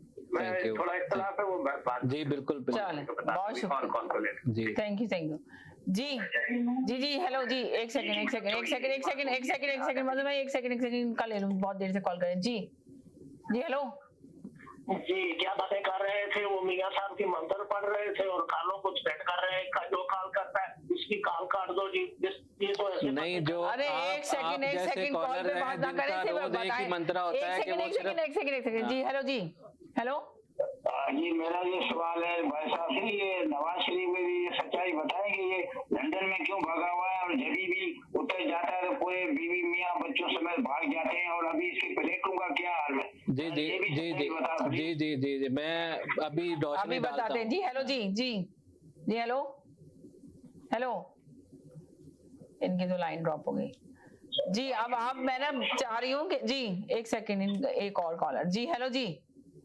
जी मैडम, बात कर सकते हैं जी, बोलिए। मैं ना ये कह रहा था, प्रॉब्लम पता क्या है, प्रॉब्लम ये है कि आप अगर न्यूट्रल बात करें तो वो कहते हैं कि आप नून लीग की है, ऐसे अगर आप नून लीग की करें तो वो कहते हैं जी आप एंटी इमरान खान है, यानी कि हमेशा तीन होती है, एक यस, एक नो, एक न्यूट्रल। तो ये किसी भी मतलब ये एक ऐसा वो हो चुका है माहौल, बहुत ही अच्छी उन्होंने हिस्ट्री बताई है, हम डिनाई नहीं कर सकते और हकीकत भी यही है, और मेरी ख्वाहिश है कि अगर आप उनको ज्यादा बोलने दें और उनके जो वो जो एक पैराग्राफ लेके आ रहे थे उसे कंप्लीट करने दें और दूसरों के सवालों का जवाब भी दे दें जी। थैंक यू, शुक्रिया जी। जी आप भी अपना सवाल देना चाह रहे हैं कोई जी? हाँ, क्या कहना चाहते हैं आप जी? नहीं, मैं ये तो कह रहा हूँ, देखिए हम मुल्क के हालात ऐसे नहीं है, मुल्क के बारे में बात करें, ना कि ये पिछले को आप दोहराते रहे या आप इस वक्त की पोजीशन कर रहे हैं। ये तो अगर पिछले को दोहराने से मुल्क के हालात को डिस्कस करने के लिए नहीं, पिछले को अगर हम लोग बाजवा की सियासत में मुदाखलत को डिस्कस करेंगे तो हमें बैकग्राउंड बताना पड़ेगा ना कि सियासत कब से ये वाली मुदाखलत शुरू हुई थी। क्या उस वक्त ये अब सही हो जाएगा? नहीं हो सकता। नहीं, सही नहीं होगा, लेकिन हमें वजूहात पता होनी चाहिए ना, उसका सीक्वेंस पता होना चाहिए। वजूहात ये कि अगर इमरान खान जो है वो फौज के कंधों पे बैठ के आएगा और अब वो फौज ने कंधों से उतारा है तो वो कह रहा है कि मुझे वापस कंधों पे बिठाओ। प्रॉब्लम सिर्फ ये है कि वो कह रहा है फौज को कि मुझे कंधों पे बिठाओ, और उसके अलावा ये कि वो जो जाती हमले करवा रहा है, वो जाती हमले फौज के अंदर तकसीम पैदा कर रहा है, वो तकसीम उसकी इमाम के बगैर नहीं हो सकती। चौधरी साहब एक मिनट, चौधरी साहब आपकी प्रॉब्लम ये है, या तो आप सच सुनना नहीं चाहते या झूठ नहीं सुनना चाहते। मैं सच बोलना और सच सुनना चाहता हूँ। मैं किसी प्रोपेगेंडा का शिकार जो है ना मैं खुद हूँ, ना मैं दूसरे को ऐसी कोई चीज जो है ना वो सुनता हूँ कि जिसमें जो है ना वो कहा जाए कि जी अभी का जो है ना वो ब्लैक एंड व्हाइट यस और नो में इमरान खान को आप डिक्लेरेशन दे दें कि वो सादिक और अमीन है, मैं यहाँ बैठ के दे दूं, बाकी उसके लेफ्ट राइट में अगर कोई थोड़ी बहुत खराबी है। कितने नहीं, एक मिनट चौधरी साहब, आप कितने हाथ पर जोड़ेंगे आप सादिक अमीन किसी को डिक्लेयर करें? नहीं, हु आर मी नहीं, लेकिन ये कि आप फिर अगर मेरा सच नहीं सुन सकते तो मेरे सच ने कोई जाके फैसला तो नहीं कर देना ना, फिर आप हौसले से सुन लीजिए। आपको अगर सुनने में अपनी मर्जी का वर्जन सुनने में ख्वाहिश है और अगर मर्जी का वर्जन नहीं आ रहा उसमें तकलीफ है कि हु आर मी, तो फिर आपको ये कि ना आप ये कि ये सुनना चाहते हैं कि मैं उसको सादिक और अमीन कहूंगा तो आपका मेरा कोई वर्जन नहीं, तो मेरा दूसरा वर्जन भी आपके ऊपर असरअंदाज तो नहीं हो रहा, क्योंकि आपका तो दिमाग बंद है, आपने तो सुनना नहीं है, आपने तो प्रोपेगेंडा सिर्फ एयर कार्रवाई का सुनना था वो आपका बंद हुआ है पाकिस्तान में, यहाँ चल रहा है वो सुनते रहिए। उसके अलावा ये कि आपने ना हकायक सुनने, ना आपने जो है तारीख में कोई वो सारी चीजें, मैं तो रिकॉर्डिंग में मेरा तो नाम सामने आ रहा है ना, वो तो सारा कुछ मुझे कल को बताया जा सकता है कि आपने गलत बात की थी इस प्रोग्राम में। मैंने अगर कहा कि वहां पे 9 साल से 14 अगस्त की परेड नहीं हुई थी, 14 अगस्त की परेड 9 साल से नहीं हुई थी, 2013 में आके वापस शुरू हुई है। उसके अलावा 25 बंदे रोज कत्ल होते थे कराची के अंदर, बलोचिस्तान नो गो एरिया था। उसके अलावा पाकिस्तान में 18 घंटे लोड शेडिंग होती थी। पाकिस्तान में सरकार नून की हुकूमत थी, सरकार नून की हुकूमत 2013 में जब आई, मैं तब के आपको अदादो शुमार बता रहा हूं। उसके बाद फौज का मुराल इतना हाई था कि उन्होंने कराची के अंदर अमन कायम किया रेंजर की मदद से। चौधरी निसार वज़ीर दाखिला थे, बलूचिस्तान में सीपैक शुरू किया, वहां पे अमन लेके आए, लोगों को मेन स्ट्रीम में लेके आए। उसके अलावा ट्राइबल एरियाज के अंदर शुमाली और जनूबी वज़ीरिस्तान में ऑपरेशन किए। फौज जो है उसने, उसका मुराल उस वक्त हाई था। ज़रबे अज़ब हुआ, एपीएस का वाकया हुआ, उनको 500 अरब रुपए रिलीज किए गए, जिसकी वजह से उनके पास जो है वो लॉजिस्टिक सपोर्ट आई और उन्होंने वो ऑपरेशन मुकम्मल किए। तो फौज ने उस वक्त मुराल हाई था। मुराल तो इस वक्त या मुशर्रफ के दौर में डाउन था या अभी डाउन है। कौन से अल्फाज मुझे बोलने चाहिए? आप उनसे कह रहे हैं कि दिमाग बंद हुआ हुआ है, तो दिमाग तो आपका भी बंद हुआ हुआ है। जी जी नहीं चाहते। जी जी, सच आप जो कहेंगे वो तो सच। चले, मैं एक छोटे से ब्रेक की तरफ जाना चाह रही हूँ, ब्रेक के बाद वापस आती हूँ, फिर लेती हूँ आपको कॉल पे लेती हूँ, कहीं ना जाए, मेरे साथ रहे। एक छोटे से ब्रेक के बाद वापस आती हूँ। Now it's fully renovated. Live catering, barbecue, तंदूर, जलेबियाँ और फ्रेश नान। तकरीब आपके घर में हो या घर से बाहर, Zoc is providing full service now, and Zoc has opened a new banquet hall, garden event center. आपका Zoc देखकर लोग कहेंगे क्या Zoc है आपका? All right now 905-625-7786. Zoc वालों के लिए।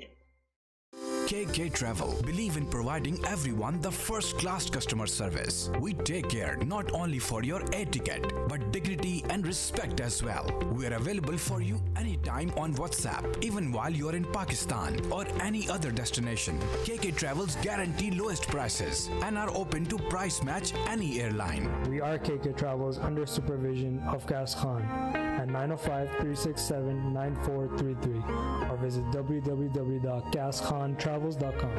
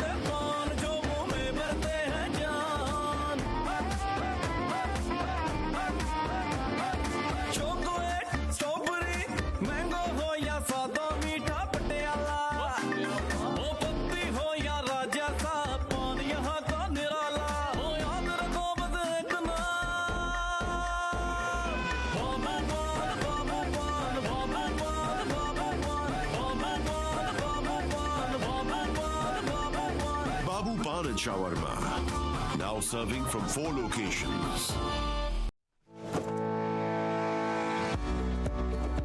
डिक्सी इलेक्ट्रॉनिक्स और अप्लायंसेस पिछले 16 सालों से खरीदारों की खिदमत कर रहे हैं। हम लगातार 4 सालों से खरीदारों की पहली पसंद बने रहने का अवार्ड हासिल कर चुके हैं। हम किचनर्स, बॉश, वर्लपूल, एलजी, सैमसंग और जनरल इलेक्ट्रिक के ऑथराइज्ड डीलर हैं। 5 स्टार खिदमत का लुत्फ लें। हम आप सभी को टीवी सबसे ज्यादा रियायती दामों पर देने की गारंटी देते हैं। www www.dixieelectronics.ca हमारी वेबसाइट पर जाएं या अभी कॉल करें 9056255900। सभी बहुत ही मुनासिब कीमत पर दस्तयाब हैं जो आप आसानी से ले सकते हैं। At Dixcy we sell quality and deliver confidence. सियासत से तिजारत तक, सबसे पहले घबराना नहीं, तालीम से मईशत तक, आपके जेब पे डाका डालना जानते हैं, सेहत से सनत तक, चोर घर में आ चुका है जनाब स्पीकर, हुकूमती ऐवानों से चाय खानों तक, कोई नहीं बच पाएगा तकरार से। कौन, कब, कैसे, क्यों जैसे सवाल बनते हैं मौजू प्रोग्राम तकरार में। देखते रहिए तकरार, कनाडा से बराह रास्त समीना जबीन के साथ, मंडे टू फ्राइडे सिर्फ आवाज एंटरटेनमेंट पर।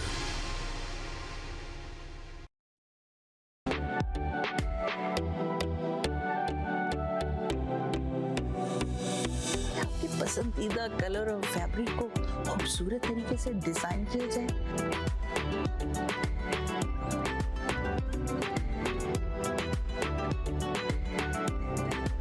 तो आपको दे रहे हैं ये खुशखबरी कि मिसेस सागा में खुल चुका है दुल्हन बुटीक।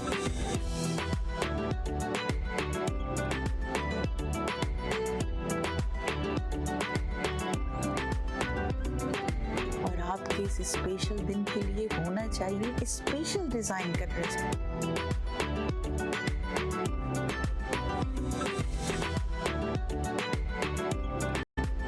हमें फॉलो कर सकते हैं इंस्टाग्राम पे।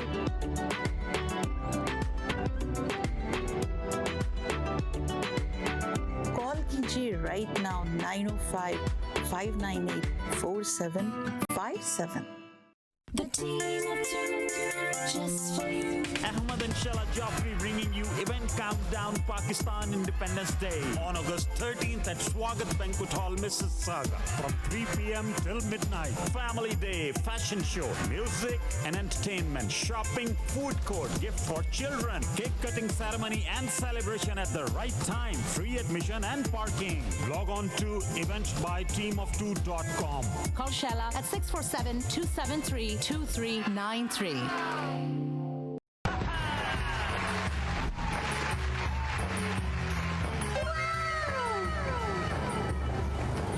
सुनना है? हाँ भाई। ये अमेरिका जाने को कितना टाइम लगता है? 3 घंटा में। 3 घंटा?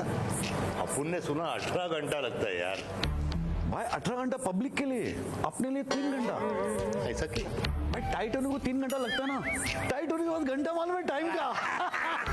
30 घंटा पहुंच जाएंगे। संजू बाबा के संग सॉन्ग डांस, हस्ती मस्ती, ब्लॉकबस्टर एंटरटेनमेंट की जादुई झप्पी। संजू बाबा चले अमेरिका और कनाडा। टिकट लिया क्या? टिकट लेने का? भाई ने बोला लेने का तो लेने का। अरे टिकट लेने का। मैं वही बोल रहा था, टिकट।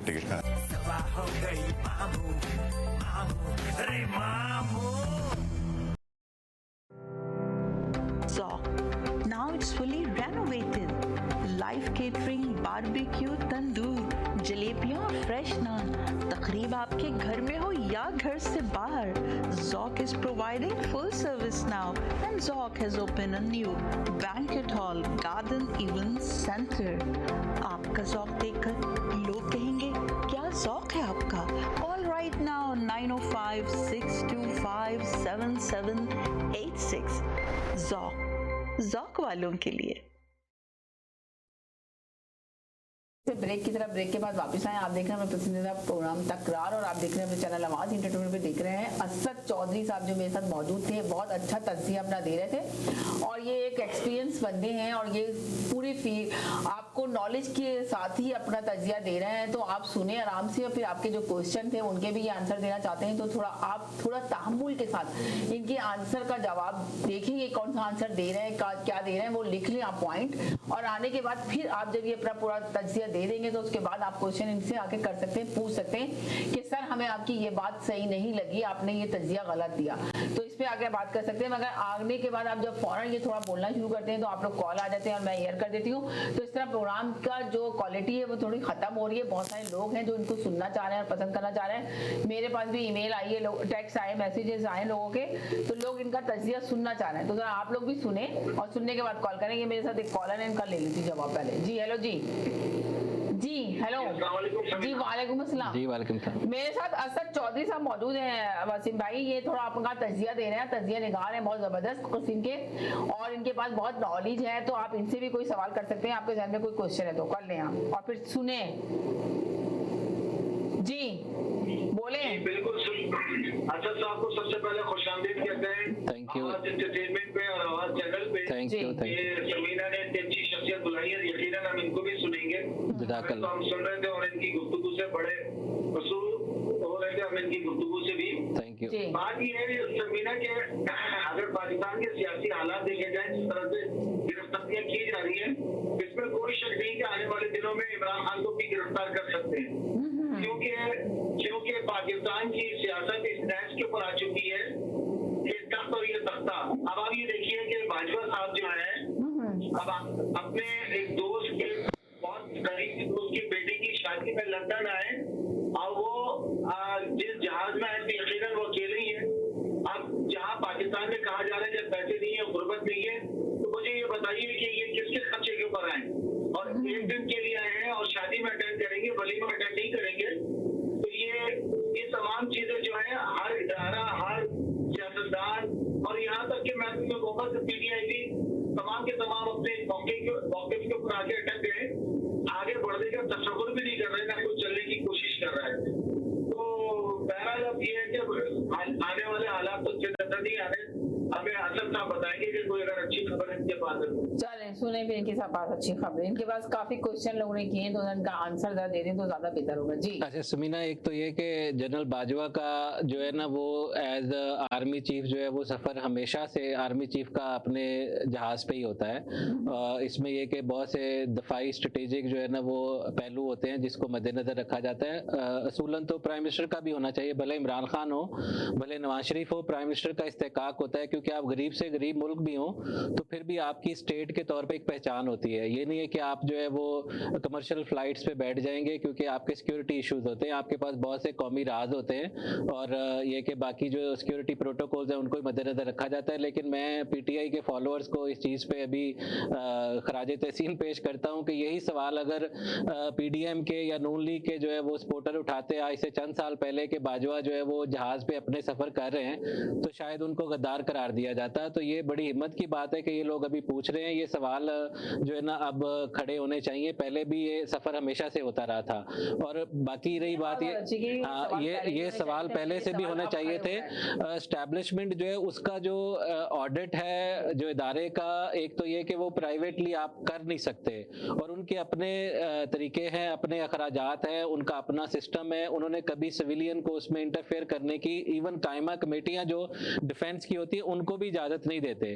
तो एक तो ये कि ये एक चीज़ ऐसी है जो सारी सियासी कुव्वतों को मिलकर फैसला करना चाहिए कि वो कायमा कमेटियों के थ्रू कम से कम ऑडिट कर सके, और उसके साथ साथ ये कि कम से कम पब्लिक अकाउंट कमेटी जो है उसके थ्रू कम से कम कर सके। तो उसमें फिर इस तरह की चीज़ें जो है उन पे सवाल पूछे जा सकते हैं। बाकी ये कि जो अगर इस्टेब्लिशमेंट का किरदार हमने कम करना है, मैं जो पहले फ्लो मेरा बना हुआ था उसमें मैं बता रहा था कि जब इस्टेब्लिशमेंट अपने कंधों पे सवार करवा के लाती है तो वो गधे पे बिठा के मुंह काला करके वापस भेजती है। ये इमरान खान को पता होना चाहिए था। इसी चीज़ का दूसरी सियासी कुव्वतें भी उस वक्त बार बार जो है वो इजहार करती थी, बार बार उसको समझाती थी कि ये 4 दिन जो आप इनके कंधे पे चढ़े हुए हैं और आप इस तरह से गैर सियासी हो रहे हैं और सियासी कुव्वतों को बिल्कुल ख़त्म करना चाहते हैं, एक फस्ताई जहनियत रखते हैं, एक फाशिस्ट माइंडसेट रखते हैं कि शायद मैं 10 साल के मंसूबे पे आया हूँ, मैं जनरल फैज़ को आर्मी चीफ बना दूंगा अगला, फिर उसके बाद जो है वो 8 साल जनरल फैज़ रहेगा एक्सटेंशन लेके दोबारा। तो वो शायद ये चीज़ जो है ना वो उस वक्त सोच सोच रहे थे, इसलिए उनका जो है ना इतना फाशिस्ट रवैया था। लेकिन जब इक़्तिदार आता है तो ये पता होना चाहिए कि ये वापस जाता भी है, ये किसी के साथ कभी रहा नहीं है। ये 5 साल हो 10 साल हो, मतलब अनान हुक्मरान ज़ियाउल हक की शक्ल में भी आए और मुशर्रफ की शक्ल में भी आए कि जिनका लगता था कि ये कभी जाएंगे नहीं, और उनकी ऐसी जो है वो हुक्मरानी थी कि वो शायद अपने पूरे मुल्क के अंदर जो है ना उनकी मर्जी के बगैर चिड़िया भी जो है ना वो पर बड़ी मुश्किल से मारती थी। लेकिन ये कि जब बुरा टाइम आया, जब वक्त बदला, तो उनका वक्त भी नहीं रहा। इसी तरह से आप जो है ना वो अयूब खान का देख लीजिए। तो इसलिए अभी ये सियासी कुव्वतों को, इमरान खान को चाहिए कि सियासी कुव्वतों के साथ बैठे और फैसला करे कि एस्टैब्लिशमेंट का किरदार जो है वो क्या होना चाहिए मुल्क को चलाने के लिए, और उसका किरदार खत्म करना चाहिए। अगर ये खुद इस चीज के अभी विक्टिम बन रहे हैं। और उसके अलावा दूसरी चीज ये है कि एस्टैब्लिशमेंट जो है वो तो अभी भी चाह रहा है कि वो न्यूट्रल ना रहे, वो न्यूट्रल कह के उनके ऊपर तंज करता है। वो तो कहता है कि मुझे अपने कंधों पे बिठाए और वापस लेके आए। और ये जो अभी बात करते हैं बार बार इलेक्शन की, और ये कि जो है ना वो हो जाना चाहिए, और उसके अलावा ये हुकूमत मान रही है उनकी सारी बातें। 4 सूबों में इमरान खान की हुकूमत है, और वो चारों सूबों में अगर 15 करोड़ अवाम सिर्फ पाकिस्तान के इस वक्त पंजाब के और KPK के बनते हैं, तो 22 करोड़ में शहबाज शरीफ तो सिर्फ इस्लामाबाद का प्राइम मिनिस्टर है। तो अगर इमरान खान चाहे तो वो अपने सूबों में फोकस करके KPK के अंदर, उसके अलावा पंजाब के अंदर, कश्मीर के अंदर, GB के अंदर, तो 15-16 करोड़ अवाम की जिंदगी को वो थोड़ा सा बेहतर कर सकते हैं। तो उन चीजों को भी एक तो फोकस करे, दूसरा ये कि सियासी कुव्वतों के साथ बैठे और अपनी गलतियों को तस्लीम करे। और उसके अलावा ये जो सख्त किस्म का जो इस तरह का बयानिया बनाते हैं, रोज कोई ना कोई चीज वो ढूंढते हैं कि नया बयानिया बनाएं, और इस हद तक जो है वो अटैकिंग जो उनकी पोजीशन है उसको चेंज करें, और एक मसालियत पसंदाना रवैया इख्तियार करते हुए सारी सियासी जमातों को ऐलान करें कि मैं आपके साथ बैठने को तैयार हूं। मैं जो इलेक्शन का नया जो है वो शेड्यूल, चारों सूबे हम मिलके असेंबलियां तोड़ेंगे, आप मरकज का मुझे बताइए, और उसके अलावा हम असेंबली में, नेशनल असेंबली में वापस आके बैठते हैं। और हमने बहुत एक दूसरे के गिरेबान चाक कर लिए। फैसला ये होना चाहिए कि जिनको कलेक्टिव विजडम, एक इज्तिमाई बसीरत चुनती है, अवाम चुनती है, तो उसको ही रूल करने का हक मिलना चाहिए। वो भले जैसा भी हो, वो भले अवाम उसको गलत चुन ले, वो नवाज शरीफ हो, वो चाहे भुट्टो हो, चाहे बेनजीर हो, चाहे वो इमरान खान हो, क्योंकि इंडिजिनस लीडर यही थे। नवाज शरीफ इंडिजिनस लीडर है। ये यूसुफ रज़ा गिलानी नहीं था कि एक पार्टी को वोट पड़ा और बाद में यूसुफ रज़ा गिलानी को वज़ीर-ए-आज़म बनाया। ये राजा परवेज अशरफ नहीं था, ये शाहिद खाकान अब्बासी नहीं है। और इसी तरह इमरान खान एक इंडिजिनस लीडर है, उसको वोट पड़ता है। इसी तरह भुट्टो को वोट पड़ता था, इस तरह बेनजीर को वोट पड़ता है। तो नवाज शरीफ को सिस्टम से आउट करना या इमरान खान को आउट करना, ये कोई पाकिस्तान के मुआशरे और सियासत के लिए अच्छा नहीं होगा। लेकिन ये इनको चाहिए कि नवाज शरीफ एक हकीकत है, पीपल्स पार्टी एक हकीकत है, मौलाना फजल रहमान की एक अपनी नुमाइंदगी है, MKM की अपनी नुमाइंदगी है, कराची समेत सक्कर, हैदराबाद, बहुत बड़ी उर्दू स्पीकिंग अवाम की नुमाइंदगी MKM ही करती है। भले हमें पसंद हो या ना हो, उर्दू स्पीकिंग की नुमाइंदगी MKM करती है। बलोचिस्तान की जो नुमाइंदगी है उसकी कॉम्प्रेस जमातें करती हैं। इसी तरह KPK के अंदर ANP भी है, PTI भी है, जमात इस्लामी भी है, मौलाना फजल रहमान भी। तो ये सारे मिलके बैठे और मुल्क को एक रास्ते पे मुतय्यन करने की कोशिश करें, मिसाके मईशत कम अज कम कर लें। उसके अलावा तालीम के ऊपर एक मिसाक कर लें, सेहत के ऊपर एक मिसाक कर लें कि जो भी हुकूमत आएगी, मईशत, तालीम और उसके अलावा हमारा सेहत, और अगर हो सकता है तो फॉरेन पॉलिसी, इसके ऊपर हम कोई कंप्रोमाइज नहीं करेंगे, ताकि दूसरे ममालिक को एक पैगाम चला जाए कि हम अगर इस मुल्क के अंदर जाएंगे तो यहाँ पे कम से कम ये 4 चीजें हमेशा स्टेबल रहेंगी। इसी तरह से फॉरेन डायरेक्ट इन्वेस्टमेंट भी आएगी, इसी तरह से जो है पाकिस्तानियों की दूसरे ममालिक में इज्जत भी बढ़ेगी, और इसी तरह से हमारा मुल्क आगे बढ़ेगा। की माफी चाहता हूं, आपकी जितनी भी बातें हैं सुनने में तो वाकई बहुत अच्छी लग रही है, बड़ी मीठी गुफ्तगू आपने फरमाई है, मगर ये है कि ये हकीकत में प्रैक्टिकली पॉसिबल इसलिए नहीं है। एक सेकंड मैं कॉलर को होल्ड करा दूंगा, 1 मिनट के लिए होल्ड करें, 1 सेकंड के लिए होल्ड करें, 1 सेकंड के लिए होल्ड करें, 1 सेकंड के लिए होल्ड करें। आप सारे कॉलर होल्ड पे हैं, मैं आपको एक एक करके एयर करूंगी, सब्र कीजिएगा, काटिएगा नहीं लाइन अपनी जी। चाहे तो मर्ज कर ले कॉलर को, नहीं मर्ज करने में बहुत खिचड़ी पक रही है जी। इससे पहले की मिसाक जमहूरियत हुआ था, इमरान खान एग्जिस्ट नहीं करता था हुकूमत के तौर पे, उसकी बेनजीर ने या नवाज शरीफ ने, यही मौलाना फजल रहमान थे, जमात इस्लामी थी, तमाम ने मिसाक जमहूरियत करके इसी बात के ऊपर अवामी से हिदायत किया था कि साहब हम एक दूसरे को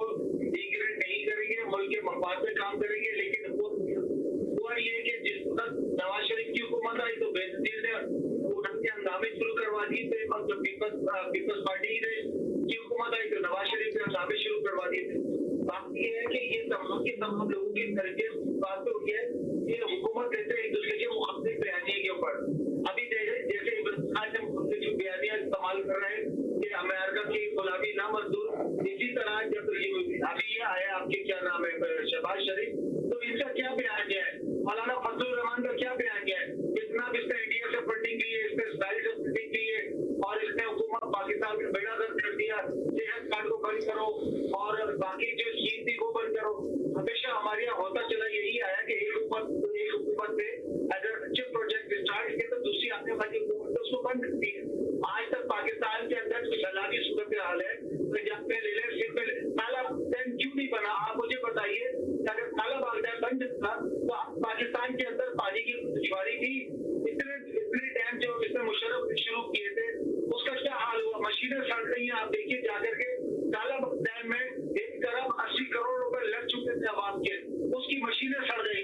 जब मुशर्रफ ने जब डैम शुरू कर तो उस पर जाके देखे क्या हशर था। उधर से कश्मीर की तरफ से कश्मीर की जो नून लीग की हुकूमत बनी उसने कहा कि साहब जमीनें हम आपको नहीं दे रहे। अभी इमरान खान ने डैम शुरू किए, आप देखिए क्या हो रहा है। उन प्रोजेक्ट के ऊपर तख्ती लग गई जो बिल्कुल रेडी टू गो थे। बाकी जो प्रोजेक्ट बनाए नून लीग ने स्कूल बनाए, वहां जाके देखे आप घोड़े और जनाब गाय और भैंस बन रहे। और जो नून लीग का स्कूल बनाए थे पीपल्स पार्टी के इलाके में यानी सिंध के अंदर, तो वहां पर घोस्ट सैलरी ली जा रही है, वहां कोई उस्ताद नहीं है, वहां पर भी यही हालत है। तो आप जो ये बात कह रहे हैं सुनने में तो बहुत अच्छी लग रही है, आपकी बात है हर पाकिस्तानी कहेगा कि आप बहुत अच्छी बात कह रहे हैं, सबको इमरान खान को मिलके बैठना चाहिए, सब कुछ करना चाहिए, लेकिन इनका पास्ट भी तो आप देखिए। नहीं तो ये जो पास्ट है, आपकी बात आ गई, आपकी ये पास्ट जो है वो पीपल्स पार्टी ने और नून लीग ने ये मिसाके जमहूरियत जब साइन हुआ था इत्तेफाक से, मैं उस वक्त जब साइन हुआ था रहमान मलिक के घर में, तो मैं लंदन में मौजूद था उस जगह पे मौके पे। जब ऑल पार्टीज कॉन्फ्रेंस 2006 में हुई थी लंदन में, मैं मौजूद था। तो ये 2 पार्टियों के बीच में हुआ था। ऑल पार्टीज कॉन्फ्रेंस में सारी जमातें गई थी, कादी हुसैन अहमद साहब जिंदा थे, उसके अलावा पाकिस्तान से पश्तूनख्वा अवामी मिली पार्टी से लेके बजिंजो साहब से लेके काफी पार्टियां गई थी, लेकिन उसमें मिसाके जमहूरियत सिर्फ पीपल्स पार्टी और नून लीग ने साइन किया था।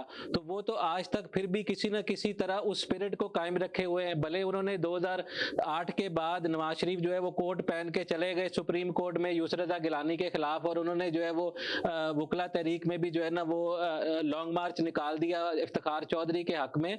तो वो उसमें थोड़ी वायलेशन करने के बावजूद भी उन्होंने उसकी स्पिरिट को कायम रखा था, तो आज पीडीएम कायम की है।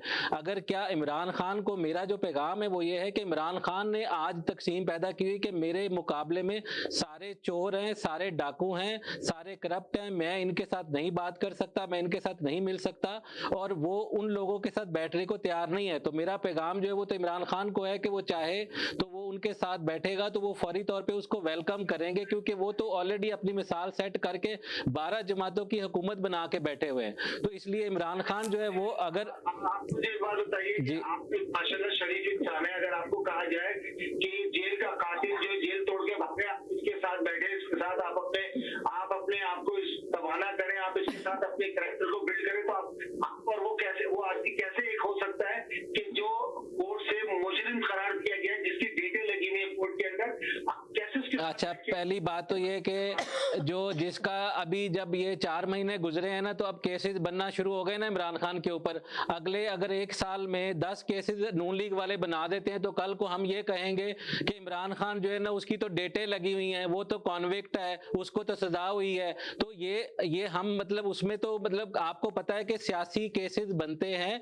अगर आपने जिन लोगों ने उसको वोट दिया है, आप और मैं फैसला नहीं करेंगे कि इज्तिमाई बसीरत है, लोगों की कलेक्टिव विजडम है। 2 करोड़ वोटर अगर नून लीग को वोट डालता है, 1 करोड़ वोटर जो है वो अगर पीपल्स पार्टी को वोट डालता है, अगर कोई 50 लाख वोटर एमकेएम को वोट डालता है, तो आप उनको चोर डाकू, अगर आज वो पीडीएम वाले, पहले कल वो इमरान खान के साथ थे, तो वो पीडीएम वाले जो है वो अब चोर डाकू हो गए, क्योंकि इमरान खान अकेला ही दुनिया में जो है ना एक वली अल्लाह आ गया है, और उसके मुखालिफ सारे चोर डाकू हैं। और उसको जो वोटर वोट दे रहे हैं, उन वोटर के राइट को, जो वोट ऑफ राइट है, उसको भी इमरान खान नहीं मानना चाह रहा, क्योंकि वो कहता है कि मेरी नजर में ये चोर है।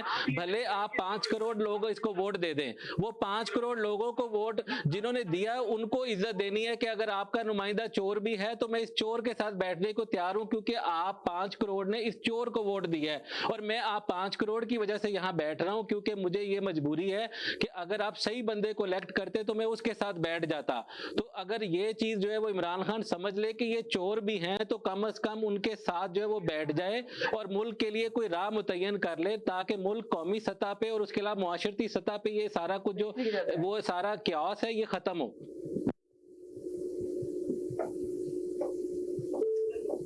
जी हेलो जी, हेलो एक सेकंड है कि पाकिस्तान, हेलो जी वालेकुम सलाम जी माशाल्लाह जी, ये चौधरी साहब आपने बिठाया है, ये जी कमाल है, ये बिल्कुल न्यूट्रल आदमी है और इनकी बातें इतनी अच्छी है, ये तजिया कर रहे हैं और इनको इतना एक्सपीरियंस है। मैं भी न्यूट्रल आदमी हूँ, मैं भी कहता कि ये इमरान खान ठीक है या नवाज शरीफ ठीक है या फलाना है, मैं तो उसे लाइक करता हूँ जो हमारे मुल्क पाकिस्तान के लिए ठीक है, हमारी कौम के लिए ठीक है। जी बिल्कुल ऐसा ही होना चाहिए। चौधरी साहब है, इनका इतना एक्सपीरियंस है और ये माशाल्लाह इतना अच्छा ये तबसरा कर रहे हैं, ये कमाल कर रहे हैं। Thank you. लोग हैं जो ये लोग हैं, लोगों को आप ये सेटिस्फाई नहीं कर सकते कि जैसे ये अभी मैं कॉल सुन रहा हूँ जी, आप शरीफ साहब चौधरी साहब आपको चोर के साथ बिठा दें, डाकू के साथ बिठा दें, ये करते हैं, लोगों के साथ आप बहस कर ही नहीं सकते। माशाल्लाह जी, अल्लाह नजर बस जाए, ये चौधरी साहब इतना अच्छा तबसरा कर रहे हैं ना और न्यूट्रल मैटर है, उनको बड़ा एक्सपीरियंस है और ये बहुत ही मजा आ रहा है इनकी बात सुनने का। बस मैं तो इनके होते हुए तो मैं तो कोई तबसरा कर ही नहीं सकता। नहीं आप कीजिए, मुझे बहुत अच्छा लगेगा। मैं नवाज शरीफ की तरफ नहीं हूँ या किसी की तरफ मैं न्यूट्रल हूँ। अगर भट्टो के बाद मैंने देखा, मेरी इस वक्त एज 55 है, जब भट्टो का दौर गुजरा तो मैं बच्चा ही था, तो वहां से मैं ये तबसरे सुनता था। अगर भट्टो के बाद अगर कोई आया है मुझे वतन तो वो नवाज शरीफ वगैरह आए हैं, कि जो अमेरिका के गेस्ट चले हैं मुल्क की खातर, उन्होंने सब कुछ अपना दांव पे लगा दिया और वो चुके नहीं है। और ये आपको पता ही है जो माशाल्लाह चौधरी साहब तबसरे कर रहे हैं, ये बिल्कुल हकीकत पे मबनी है।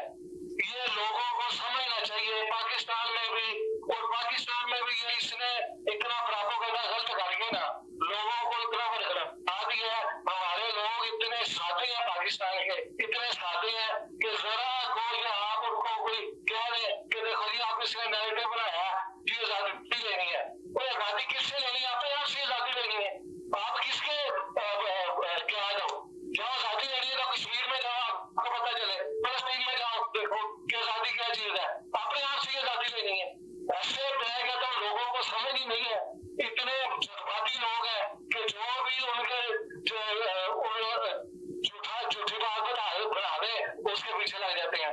बिल्कुल ऐसे माशाल्लाह जी, मजा आ रहा है। चीज आपने ये चौधरी साहब ऐसे बंदे बिठा के चैनल में बिठा के लाए कि आप नेकी करेंगे पाकिस्तानी कौम के लिए, उनके लिए उनको कुछ समझ आए।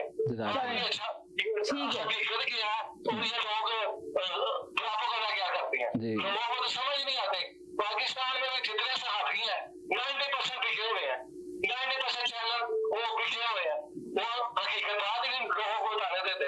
लोग हैं उनके पास इतना कहाँ टाइम है कि इतना तबसरे सुने, आ जाते हैं बैठ जाते हैं, इतना उनका वो साहब है कि इमरान खान ने गलत बात कह दी है ना, उन्होंने कहा था कि कहाँ छिटा है, तो उन्होंने साबित करके जाना है सहाफियों ने कि कहाँ छिटा है। बहुत शुक्रिया, thank you so much. Hello जी बोलिए, आप बोलिए सर। चले जी, बहुत शुक्रिया, थैंक यू जी, बहुत शुक्रिया जी। पाकिस्तान की जो मौजूदा सूरत का हाल है, तो ये चौधरी साहब जो बात कर रहे थे उसी में एडिशन देखें, जो मसाइल जो शुरू हुए वो शुरू हुए सोवियत यूनियन की वार से। जी बिल्कुल ऐसे, जब पाकिस्तान ने जो है वो बिना वजह वहाँ पे जाके कूदा पाकिस्तान, बिल्कुल ऐसे। चलो अच्छा, आप प्रिपेयर नहीं थे वहाँ पे जाके कूदने में, तो आपको हुआ ये कि आपने किसी कहने पे सोवियत यूनियन के खिलाफ जंग लड़ी, आप उसको आपके ऊपर डॉलर। अच्छा, ये फैसला भी जो वो उस वार में जाने का था वो किसी सियासतदान का नहीं था, वो जनाब जिया का था। ठीक है, उन्होंने उन्होंने एक फैसला करा, चले सही करा या गलत फैसला, एक फैसला करा, लेकिन उसके लिए तैयार नहीं थे, ना पाकिस्तानी आवाम तैयार थी। उस वक्त हुआ ये कि आपके पास डॉलरों की बारिश होने लगी और वो डॉलर की बारिश मुसलसल होती रही, तो कौम जो है, मैनेजमेंटल कौम जो है, अदारे, इस्टेब्लिशमेंट और जितने भी बड़े बड़े जो लोग थे उनको काम ना करने की आदत पड़ गई, क्योंकि पैसे बैठ के घर में आ रहे थे, तो कौम उसकी वजह से नकारा हो गई। अच्छा, उसी दौरान हुआ ये कि इस कदर लॉ एंड ऑर्डर की सिचुएशन पैदा हो गई, क्योंकि मैंने कहा कि प्रिपेयर नहीं थे, जो उसके बाद जितने भी फैसले थे वो सारे पाकिस्तान के खिलाफ गए। यानी रिफ्यूजी को आपने शहरों में लाके बसा दिया, पूरे मुल्क में लॉ एंड ऑर्डर का सिचुएशन पैदा हो गया। फिर आप सियासी जमातों को देखें, मजहबी जमातों को देखें, तो किसी ने एक साइड ले ली और किसी ने दूसरी साइड ले ली, किसी के लिए वो हीरो थे तो किसी के लिए वो टेररिस्ट थे, तो कौम एक पूरी कंफ्यूजन का शिकार हो गई कि हम किसके साथ जाएं और किसके साथ ना जाएं। और इसी दौरान 50 से 70 हजार पाकिस्तानी शहीद हो गए, और इसमें फौज भी शामिल थी और आम पाकिस्तानी भी शामिल थे, और बहुत बड़ी तादाद बेगुनाहों की थी जो कि बम धमाके और दूसरी चीजों की वजह से शहीद हो गए। अब उस दौरान हुआ ये, उन 20 सालों में हुआ ये कि आपके मुल्क में लॉ एंड ऑर्डर की सिचुएशन इस कदर खराब थी कि कोई भी फॉरेन इन्वेस्टमेंट आ ही नहीं सकता था, ना आता था। तो आपकी मईशत है तो वहीं से इंतकाल हो गया, आपका मुल्क चल रहा था फॉरेन डॉलर्स के ऊपर। अब उस दौरान जब प्याव लग गए और कोई भी जमात आई, हुआ ये कि फौज उस दौरान बहसियत अदारा भी मजबूत हो गई और बहसियत सियासी अदारा भी मजबूत हो गई, और वो एक ताकत का निशा होता है, तो वो उन्होंने किसी को टिकने ही नहीं दिया। उसके बाद जितने भी लोग आए, जो नहीं आए उन्हें उठा के बाहर, नवाज शरीफ आए बाहर, बेनजीर आई बाहर, तो वो सियासी जो एक खला था वो पैदा हो गया, और जो जेन्युइन सियासी लीडर थे, मलिक मेराज खालिद जैसे, वो लोग नापैद हो गए पाकिस्तान से। अब उसके लिए उन्होंने उन लोगों को चुना जो उनके इशारों पे चलते थे, जो अपना दिमाग यूज करना नहीं जानते थे। काफ लीग बनाई, पैट्रियट बनाई, पता नहीं कहाँ से लोग पकड़ के सियासी पार्टियां बनाएगा जो मुल्क में हमको बनाना। अच्छा, तो ये बता दें कि जो अभी मुल्क के हालात चल रहे हैं, इसको बेहतरी की तरफ लाया जाएगा? मैं वही आ रहा हूँ जी। अब देखें, ये अब मैं वहीं पे आऊंगा। उसके बाद फिर मुशर्रफ की गवर्नमेंट आई, उन्होंने भी बिल्कुल वही करा, डॉलरों की बारिश हुई, कौम नाकारा हो गई। तो अभी जो ये पकड़ धक्कड़ सब शुरू हुई है पाकिस्तान में, वही आ रहा हूँ। देखिए, मैं वही आ रहा हूँ। अब हुआ ये कि आपके पास डॉलर की बारिश हो गई, उसमें एक और ग्रुप, पहले सिर्फ फ्यूडल्स थे, अब हमारे पास एक और न्यू ग्रुप जो है वो सियासत में दाखिल हो गया, वो थे हमारे बिजनेस टाइकॉन। तो अब ये 3 पार्टियां बन गई, बिजनेस टाइकॉन आ गए, फेडरल्स आ गए और फौज आ गई, अवाम तो पीछे चली गई जी। अब ये तो अवाम के लिए कौन सोचेगा इस वक्त जी? अच्छा, अब देखें, अब पाकिस्तान की ये जो प्रॉब्लम्स हैं, ये प्रॉब्लम्स या नवाज शरीफ न हल कर सकते हैं, ना इमरान खान, ना इसके लिए एक कौमी सतह की सोच होनी चाहिए। उस पे हम डिबेट करने से डरते हैं, हम एक दूसरे को गद्दार कहना शुरू कर देते हैं। देखिए, पाकिस्तान के जो मसाइल का हल ये है, इतने बड़े बड़े सूबे जो हैं वो मैनेजेबल नहीं है जी। आपको बैठ के एक सोच बनानी पड़ेगी, डिबेट करनी पड़ेगी कि क्या हम छोटे सूबे बनाएं और हम इसको फौरन जितना पहले कर लें उतना बेहतर है जी। जब छोटे सूबे होंगे वो मैनेजेबल होंगे। तो 3 पॉलिसीज होती है किसी भी मुल्क की, वो कभी भी चेंज नहीं होना चाहिए, चाहे वो कोई भी गवर्नमेंट आए।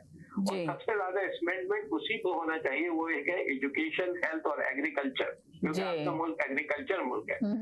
इस पे कोई भी गवर्नमेंट, और इसमें जो लोग पॉलिसी बनाए वो आला सतह के तालीमी याफ्ता और ज़हीन लोग हों जी, और तालीमी याफ्ता ना भी हो, ज़हीन लोग हों। एग्रीकल्चर में जो किसान हैं, जो भी लोग हैं, वो उनको आगे लेके आना चाहिए ताकि पॉलिसी जब बनाई जाए। अब देखें, मैं मर्सिडीज में सफर अगर करता हूँ तो मैं रिक्शे वाले की पॉलिसी नहीं बना सकता, ठीक है ना।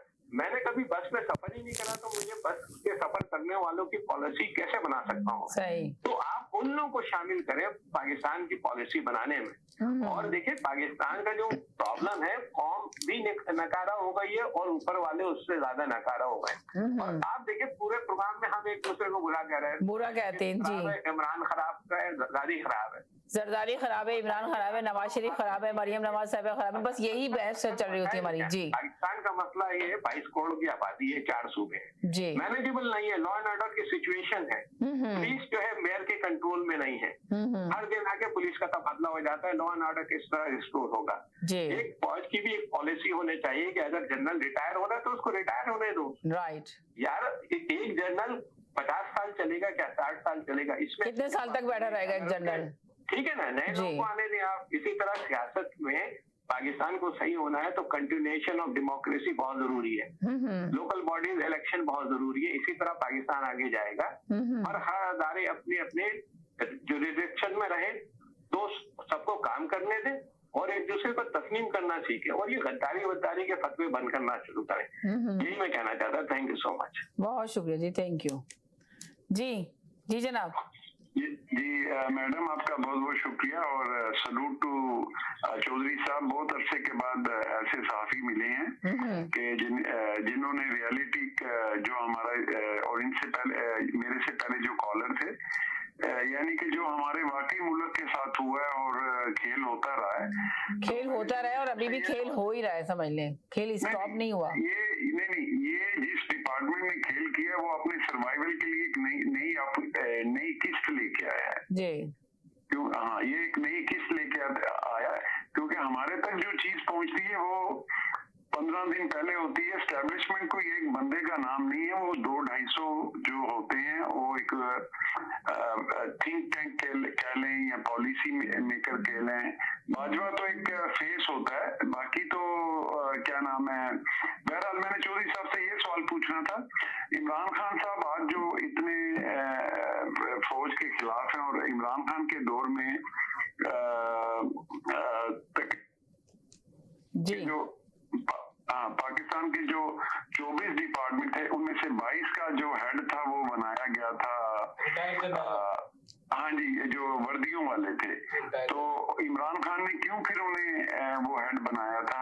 और मतलब मैं जाती तौर पे चौधरी साहब पता नहीं एग्री करेंगे कि नहीं, मैं जाती तौर पे ये समझता हूँ अगर ये जवाब दे दे, पार्लियामेंट परसों भी मैंने यही कहा था, पार्लियामेंट एक वाहिद जगह है जहां आप बैठ के एक दूसरे को बर्दाश्त करें, एक दूसरे के वोटर की रिस्पेक्ट करें और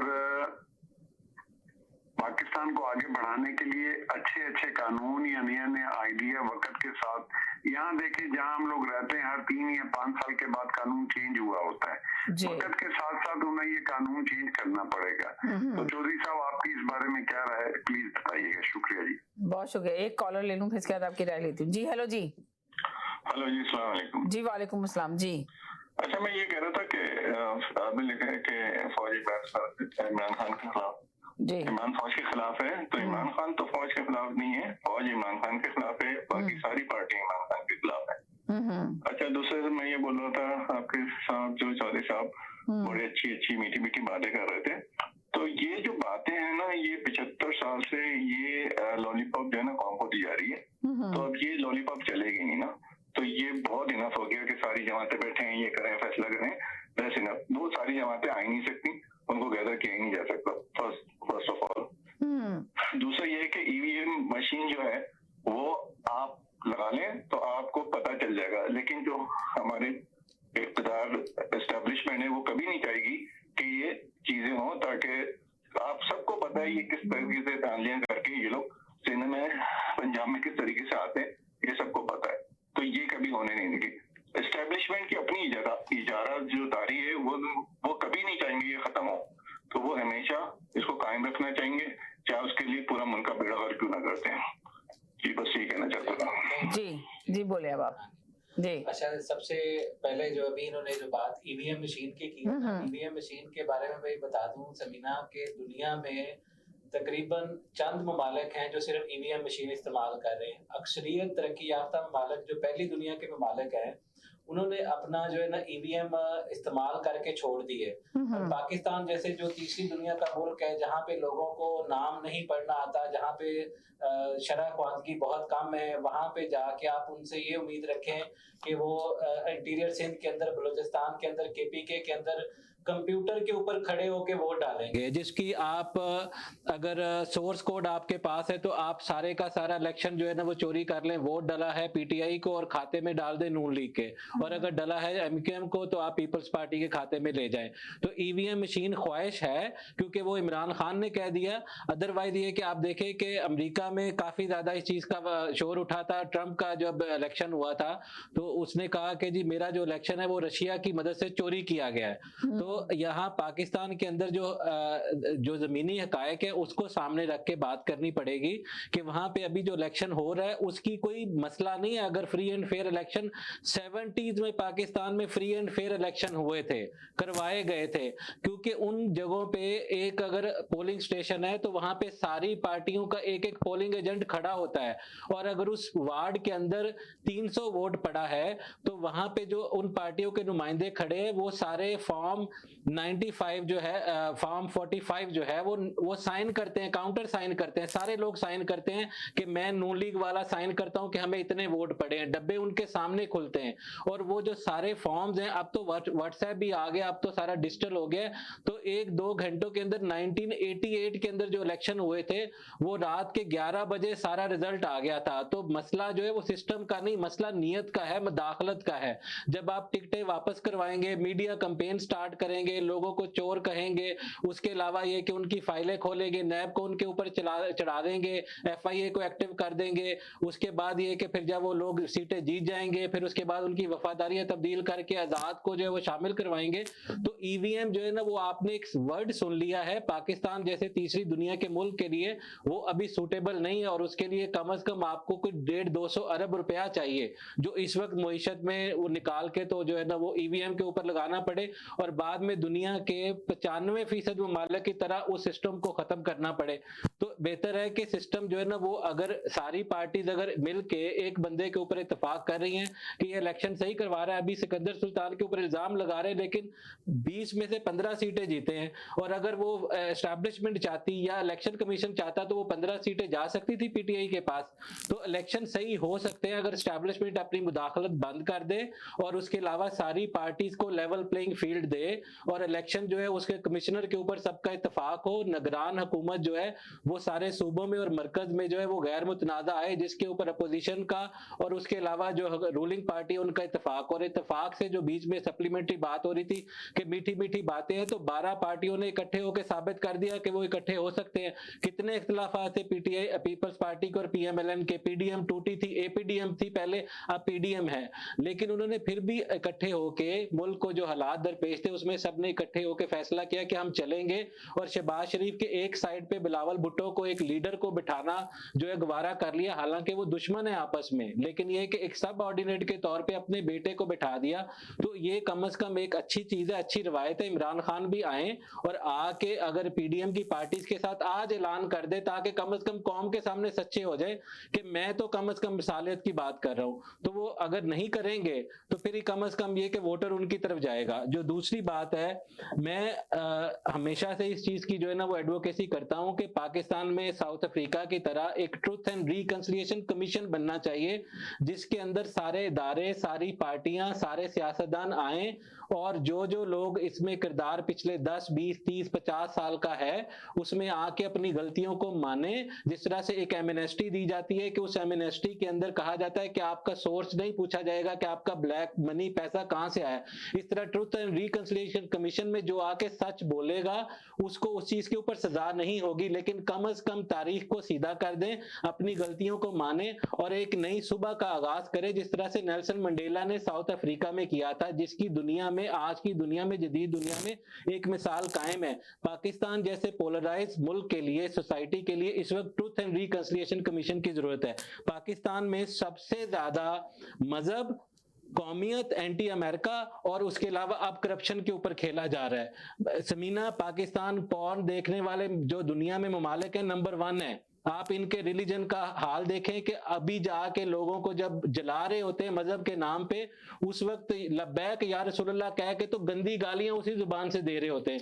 ये समझते हैं कि हम शॉर्टकट से जन्नत में चले जाएंगे। इसी तरह से एंटी अमेरिका में अमेरिका के खिलाफ मुर्दाबाद का नारा लगाते हैं, सड़कों पे जाके आग लगाते हैं, गाड़ियां जलाते हैं, और आज वीजे अमेरिका खोल दे तो आधा मुल्क अमेरिका भाग के आ जाएगा। इसी तरह से करप्शन की बात करते हैं, सबसे ज्यादा करप्ट लोग यहाँ के मुल्कों में भी जो टैक्स चोरी करते हैं वो सारे जो है ना वो करप्शन के खिलाफ बातें करते हैं।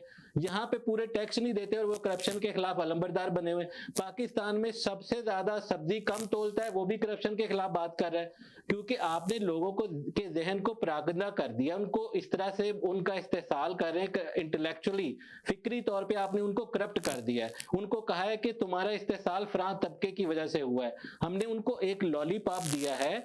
इंडिया में हमसे ज्यादा करप्शन है, दुनिया में सबसे ज्यादा कर्जे रखने वाला मुल्क है, लेकिन ये कि इन चीजों के ऊपर सियासत नहीं होती है, क्योंकि अगर आपके गुड डेट्स हैं, आपने कर्जा लेके अच्छी जगह पैसा लगाया है। इस वक्त दुनिया में चाइना ने सबसे ज्यादा कर्जा अमेरिका को दिया, 1000 अरब डॉलर अमेरिका को कर्जा चाइना ने दिया हुआ है। तो ये कि हम कर्जों को एक तो बड़ा बुरा कहते हैं। अच्छा, आज तक कर्जे पाकिस्तान के फौजी डिक्टेटरों की जो टाइम था उसमें क्यों नहीं बढ़े थे? क्योंकि वो डायरेक्ट अमेरिका से इमदाद लेते थे। 100 अरब डॉलर ट्रंप ने कहा कि हम पाकिस्तान को आज तक दे चुके हैं। तो अयूब से लेके याया से लेके उसके बाद जियाद से लेके मुशर्रफ तक 100 अरब डॉलर अनअकाउंटेड फॉर वो खा गए। इसीलिए उनके अदवार में जो है वो कभी कर्जे नहीं बढ़े। जब मुशर्रफ गया तो सिर्फ पाकिस्तान के 6000 अरब रुपए के कर्जे थे। जरदारी गया तो 14000 अरब के थे। जब नवाज शरीफ गया तो इमरान खान कंटेनर पे कहते थे 30,000 अरब रुपए के कर्जे हैं, हालांकि 24,500 अरब रुपए के कर्जे थे, जो कि इस वक्त कौमी डेट था। प्राइवेट सेक्टर का डेट था वो मिला के 30,000 अरब था। तो 30,000 अरब को इमरान खान जो है वो इस वक्त तकरीबन 48,000 अरब रुपए कर्जा डाल के चले गए हैं। करेंसी की डिवैल्यूएशन की वजह से उनको हिट लग गई है, क्योंकि कर्जों को तो डिवैल्यूएशन अगर रोक दी जाए, रुपी को जो है वो अगर स्ट्रॉन्ग किया जाता, स्टेट बैंक को ना इतना सॉवरेंट बनाया जाता, डॉलर को खुद कंट्रोल करते, फ्री फॉल कोई दुनिया का मुल्क अपनी करेंसी को नहीं छोड़ता, चाइना ने भी नहीं छोड़ी, जिसकी वजह से आज इतनी महंगाई है कि हमारा डॉलर इतना जो है वो गिरता है। तो इमरान खान जो है वो एक चीज करके गए, वो उनकी नासमझी थी, मईशत को नहीं समझते थे, और हफीज शेख जैसे बंदे को बिठा दिया, और उसके बाद शौकत तरीन जैसे बंदे को बिठा दिया। एक स्ट्रीट स्मार्ट उनको इकोनॉमिस्ट चाहिए था, एक उनको वज़ीर खजाना चाहिए था, जिसकी उनको समझ ही नहीं थी। नौकर के आगे चाकर रखे हुए थे, बोर्ड बनाए हुए थे 20-20 लोगों के एडवाइजरी, जिसमें पुराने ब्यूरोक्रेट टेक्नोक्रेट को डाला हुआ था, और मुल्क ऑटो पे चलता था। अब जो इसके अलावा पाकिस्तान की एक और बात है कि मैं अगर समझता हूँ कि पाकिस्तान को आपने बेहतर करना है, तो पाकिस्तान में सबसे पहले वज़ीर आज़म की मुद्दत को 4 साल कर दें, ताकि 5 साल जो है ना वो कोई रहे ना, लोगों का सब्र खत्म हो जाता है। 5 साल बहुत लंबा अरसा होता है। कनाडा में भी 4 साल है, अमेरिका में भी 4 साल है, तो 4 साल वज़ीर आज़म की मुद्दत कर दें। उसके अलावा आप आर्मी चीफ को सिर्फ 1 साल रखें, और जो सीनियर मोस्ट हो वो ऑटोमेटिकली आर्मी चीफ बन जाए, और 1 साल के बाद एक्सटेंशन को उसमें आर्टिकल 6 लग जाए, जो एक्सटेंशन लेने की बात भी करे। और इसी तरह से चीफ जस्टिस भी सीनियरिटी में आए, 1 साल पीछे से जजेस आए, ताकि कोई भी शख्स जो है वो अपना मोनोपोली ना कायम कर ले। इसी तरह से आप नैब का चेयरमैन 1 साल के लिए रखें या 2 साल के लिए रख ले। इसी तरह से आप जो है ना दूसरी मुसल्लह अफवाज के सरबराह उनको 1-1, 2-2 साल के लिए रख ले। वुज़रा जो है वुज़रा आला जो है असेंबलीज को वो भी 4 साल करे, सेनेट को 5 साल के लिए कर दें, ताकि लोगों को उनको पता हो कि हमने जल्दी जल्दी इलेक्शन में जाना है। ये नहीं है कि 5 साल बैठे रहेंगे आराम से, उसके बाद जाना है, फिर लोगों को आखिरी साल में जाके बेवकूफ़ बनाएंगे। तो ये जो है ना वो इन मसाइल का हल है। सदर को भी 4 साल करें, नैब चेयरमैन चीफ जस्टिस इनको भी साल करें, और ये कि कानून साजी करें, और अगर कोई जरूरत है सेहत के ऊपर और तालीम के ऊपर और मईशत के ऊपर एक मिसाक कर लें कि इनके ऊपर सियासत नहीं होगी। भले कोई आए आके, अब बेनजीर इनकम सपोर्ट प्रोग्राम था, नवाज शरीफ के दौर उसका नाम चेंज नहीं हुआ, उन्होंने आके उसका नाम जो है ना वो इंसाफ कार्ड रख दिया। उसके बाद ये कि एक सेहत कार्ड था जो कि उन्होंने PMLN ने शुरू किया था, उन्होंने आके उसको इंसाफ कार्ड कर दिया। वो भाई रहने दो, जो उन्होंने किया हेल्थ कार्ड जो था। अभी एक बात हो रही थी कि डैम मुशर्रफ ने शुरू किए और उसके बाद इमरान खान ने। मैं आपको इस प्रोग्राम में रिकॉर्डिंग है, यूट्यूब पे पड़ा होगा, आप चैलेंज करता हूं, मुझे गलत साबित कर दीजिए। कल के प्रोग्राम में आइए, मुझे बताइए कि मुशर्रफ ने कौन सा डैम शुरू करके मुकम्मल करवाया 8 सालों में। कोई लार्ज डैम मुकम्मल करवाया, मतलब कुलनान हुक्मरान था और वो कालाबाग डैम मुकम्मल कर सकता था शुरू करके, उसको तो कोई चैलेंज नहीं कर सकता था, उसने नहीं करवाया। 1950-55 से मशीनरी पड़ी हुई है साइट के ऊपर, वो नहीं अगर करवा सका तो दूसरी हुकूमतें कैसे करवा सकती? ना इमरान खान करवा सकता है, ना जो है नवाज शरीफ करवा सकता है, ना जरदारी करवा सकता है, क्योंकि उसको चारों सूबों की इकाई है हमारा मुल्क। तो चारों सूबों के अंदर 3 सूबों में उसके खिलाफ रेजोल्यूशन पास हो चुकी है कालाबाग डैम के खिलाफ। मैं उसके हक में हूँ, बनना चाहिए, लेकिन क्योंकि सियासी एक अमल है, वहां के सूबों के अवाम से ये समझते हैं कि शायद हमारा पानी चोरी हो जाएगा, तो दूसरे डैम बनाइए। पीएमएलएन की गवर्नमेंट ने 2013 से लेकर 2018 तक 100 अरब रुपए रिलीज किए इसका भाषा डैम की लैंड एक्विजिशन के लिए। तख्तियां तो मुशर्रफ भी लगा गया था, तख्ती तो कोई भी जाके लगा देगा। उसके अलावा वहां पे यूसुफ रज़ा गिलानी भी इफ्तिताह कर रहा है, जरदारी भी कर रहा है, लेकिन जो सबसे पहला मरहला होता है कि आपने लोगों से जमीन खरीदनी है, तो 5 सालों में 20-20 अरब रुपया हर साल बजट में रखा गया और लोगों से जमीन खरीद के पूरी डैम की तो काम शुरू करवाया गया। अभी 600 अरब रुपए का प्रोजेक्ट FWO के पास है और चाइनीज और डेस्कॉन कंपनी रजाक दाऊद की उसके पास है, जो कि नवाज शरीफ की हुकूमत में वो उस वक्त अभी देना था FWO को, लेकिन डेस्कॉन का डिसाइड नहीं होता, डेस्कॉन का इमरान खान ने आके डिसाइड किया और वो डैम बन रहा है। इसी तरह से जो गाजी बरोता है वो भी बन रहा है, अपना द्यामर बादशाह भी बन रहा है, और उसके अलावा दूसरा वो डैम है गाजी बरोता वो भी बन रहा है, दासू बन रहा है, सॉरी दासू जो है वो run of the river project है, उसमें पानी इकट्ठा नहीं होगा, सिर्फ 5000 मेगावाट बिजली पैदा होगी। तो डैम्स पे काम इन पॉलिटिकल गवर्नमेंट्स ने आके किया है, इमरान खान ने किया है और उसके अलावा पीपल्स पार्टी ने किया है और उसके अलावा PMLN ने किया। मुशर्रफ ने कोई डैम नहीं बनाया, तो ना मुशर्रफ के दौर में इंडस्ट्री लगी थी, मुशर्रफ के दौर में सिर्फ रियल एस्टेट का बिजनेस अच्छा हुआ था, गाड़ियां लोगों को बैंकों से कर्जे मिले थे और उस वक्त जो है ना गाड़ियां लोगों ने बड़ी खरीदी थी और स्टॉक मार्केट बड़ी जो है वो बूम कर रही थी, क्योंकि वॉर अगेंस्ट टेररिज्म का पैसा आ रहा था, इजी मनी आ रही थी, पूरी दुनिया के अंदर पैसे का जो है बहुतात थी, दुबई के अंदर रियल एस्टेट बूम था और पाकिस्तान में भी पैसा आ रहा था। 2008 में जब पीपल्स पार्टी की गवर्नमेंट आई तो रिसेशन आ गया और उनको रिसेशन फेस करना पड़ गया। 4-5 साल पूरी दुनिया हिली नहीं है, लेकिन ये कि क्योंकि वो करप्ट भी थे, इनकॉम्पिटेंट भी थे, उन्होंने ऐसे ऐसे लोगों को वहां पे अपॉइंटमेंट दी हुई थी कि बंदा सोचता है कि ये लोग जो है वो किस तरह से ये अपना घर चलाने के काबिल नहीं है, इनको आपने जो है वो वजारतें दे दी थी। लेकिन ये कि खैर इनको सियासतदानों को अवाम ने सबक सिखाया कि पीपल्स पार्टी को सिर्फ सिंध तक महदूद कर दिया, पूरे मुल्क से वाइप आउट हो गई। लोगों ने कहा कि जरदारी अकेला काफी था भुट्टो की पार्टी को खत्म करने के लिए, किसी और दुश्मन की जरूरत ही नहीं पड़ी। तो परफॉर्मेंस अगर होती है, 4 साल इमरान खान ने परफॉर्मेंस नहीं दी तो लोग उसके खिलाफ भी हो गए थे ना। अब इमरान खान को दोबारा ऑक्सीजन मिली है तो इमरान खान को चाहिए डेवलपमेंट का एजेंडा रखे, प्रोपेगेंडा खत्म करे, दूसरी पार्टी के साथ बैठे, जर्फ दिखाए, आप जनाब करके सलीके से बात करें, अपने ट्रोल्स को मना करें, दूसरों को गद्दार कहने से अरसलान बेटा फलाने को गद्दारी से लिंक कर दो, अरसलान बेटा उसको गद्दार बना दो, इस तरह से गद्दारी के फतवे घरों से इशू ना करें। आज गद्दारी के फतवे अपने ऊपर लगना शुरू हो गए हैं, शहबाज गिल गद्दार बन गए, उसके ऊपर रियासत के साथ गद्दारी का मुकदमा बना है और यही मुकदमा कल को अगर वो लिख के दे देता है कि मुझे इंस्ट्रक्शन इमरान खान की तरफ से आई थी, तो खेल वही शुरू हो गया ना दोबारा गद्दार गद्दार का। ना नवाज शरीफ गद्दार है ना इमरान खान गद्दार है, हमें खत्म करना पड़ेगा। और इमरान खान को चाहिए, क्योंकि उसने तकसीम पैदा की कि मेरे अलावा सारे चोर हैं, उसको चाहिए कि एक गुडविल जेस्टर दे, सुबह टीवी पे आए, आके ऐलान करे कि मैं जो भी आज तक चीज़ों को कहता रहा उसके अंदर मैंने बहुत सी चीज़ों का मुबालगा था, उसके अलावा मुझे फीडबैक ऐसे किया गया था, तो मेरे ख्याल में हमें एक सियासत में नई सुबह का आगाज करना चाहिए। तो जनरल बाजवा का किरदार भी खत्म हो जाएगा, जनरल फैज का किरदार भी खत्म हो जाएगा। आप डिक्टेट वो करते हैं क्योंकि आप होते हैं, आप मत होइए।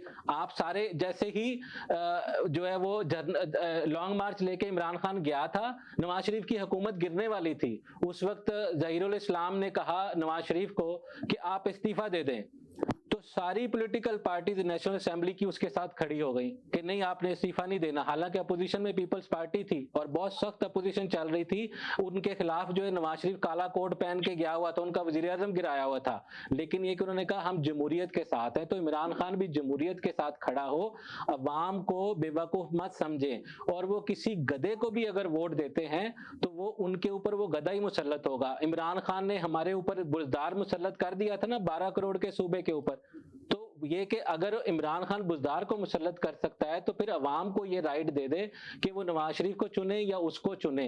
इमरान खान आए लेकिन ट्रू मैंडेट से आए, झूठ, प्रोपेगेंडा, दुश्मनी, नफरत, हिजान अंगेजी ये सब खत्म करें और कम से कम, क्योंकि आग लगी है अपने घर तलक भी आएगी और आना शुरू हो गई है। ये दुनिया मकाफात अमल है। आप किसी की बुराई को अपनी अच्छाई नहीं बना सकते।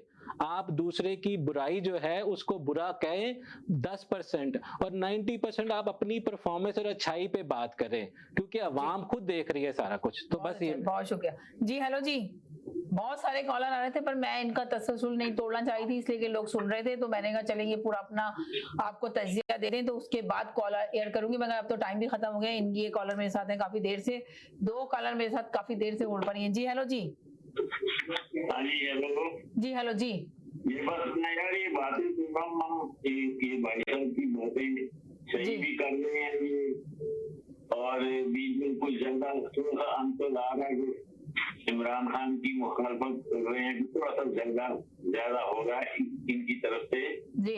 तो ये न्यूट्रल तजिया इनका अच्छा लगता है जी, लेकिन मोस्टली ज्यादातर जो इनकी बातें हैं ना उसके अंदर इमरान खान के ज्यादा इनकी जरूरत जोर ज्यादा लगा रहे हैं जी, तो पाकिस्तान की तरफ जोर लगा रहे हैं जी। दूसरी चीज है कि पाकिस्तान, हमने 70 साल पाकिस्तान को देखा है जी, और हाथ आने वाला दिन एक से एक बुरा ही होता है।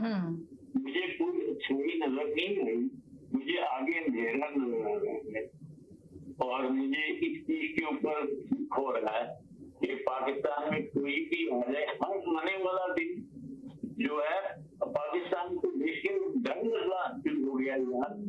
अल्लाह ना करे कि इस मुल्क का कोई ऐसा अंजाम हो जैसे 71 में हमारे साथ हो चुका है जी। अब हम उस तरफ जा रहे हैं कि हम नफरतों में इतनी ज्यादा हमारी नफरतें बढ़ गई हैं कि हम आजादी वाली 14 तक गुजर गई, आजादी वाली कोई बात हमें नजर नहीं आई। आप अगर देखें कि आप अपनी मर्जी से कहीं से सौदा खरीदे आप नहीं कर सकते, आप अपनी मर्जी से चाइना का जो चल रहा था उसको स्वीकार करने के लिए आपके ऊपर आते जा रही होगी, और हम पहले हम आजाद है यार, हमारी मर्जी से ना हम डैम बना रहे हैं ना हमारी सबसे यूपन के बाद कितने डैम बनेंगे, भारत काफी मिसालें जुड़ी, ये रिवर डैम, चलता डैम, जोता डैम, हालत हमारी दिन ब दिन बुरी होती जा रही है। बिजली जो शॉर्टफॉल है वो इतना बढ़ गया है कि आपकी जो बातें हैं वो ये ऐसे लग रहा है जैसे आप लॉलीपॉप दे रहे हैं। हमारा मुल्क दिन ब दिन बैंकरप्सी की तरफ जा रहा है। हमें इस मुल्क को हालात देखकर डर लग रहा है, बाहर बैठे हैं लेकिन डर लग रहा है कि यार इस मुल्क का क्या बनेगा। तो खुदारा ये लॉलीपॉप देने बंद करें और अमली तौर पर कोई ऐसा इकदाम करें कि अमली तौर पर एग्जाम का मतलब है अमली आजादी। ऐसा नहीं है कि कोई भी हमें बोले कि ये करना है और ये नहीं करना और हम लोग चुप करके करते रहे।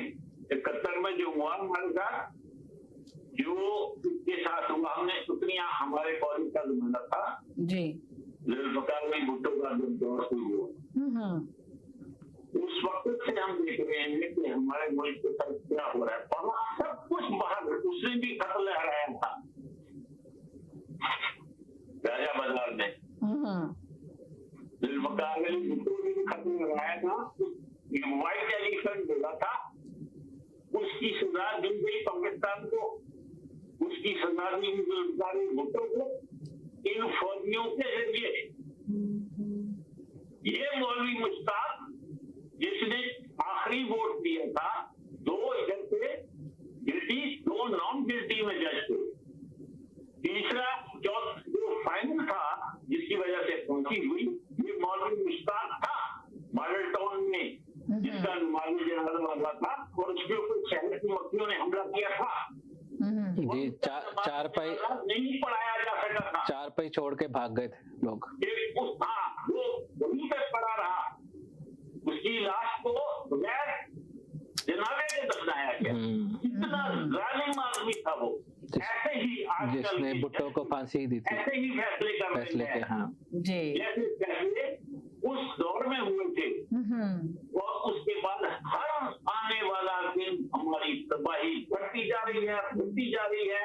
आप सोचें कि हम कहीं पे चले जाए, हम पुणे में चले जाए, जब आप अदालत में चले जाए, तो आप कुछ काम रिश्वत के बगैर नहीं होता। मुआशरे में सही कह रहे हैं, कोई काम रिश्वत के बगैर नहीं होता, छोटे से छोटा काम। जी, मेरा बाप कहता था फला आदमी का बच्चा जो है उसके साथ नहीं बैठना। मैंने बोला आपको क्यों?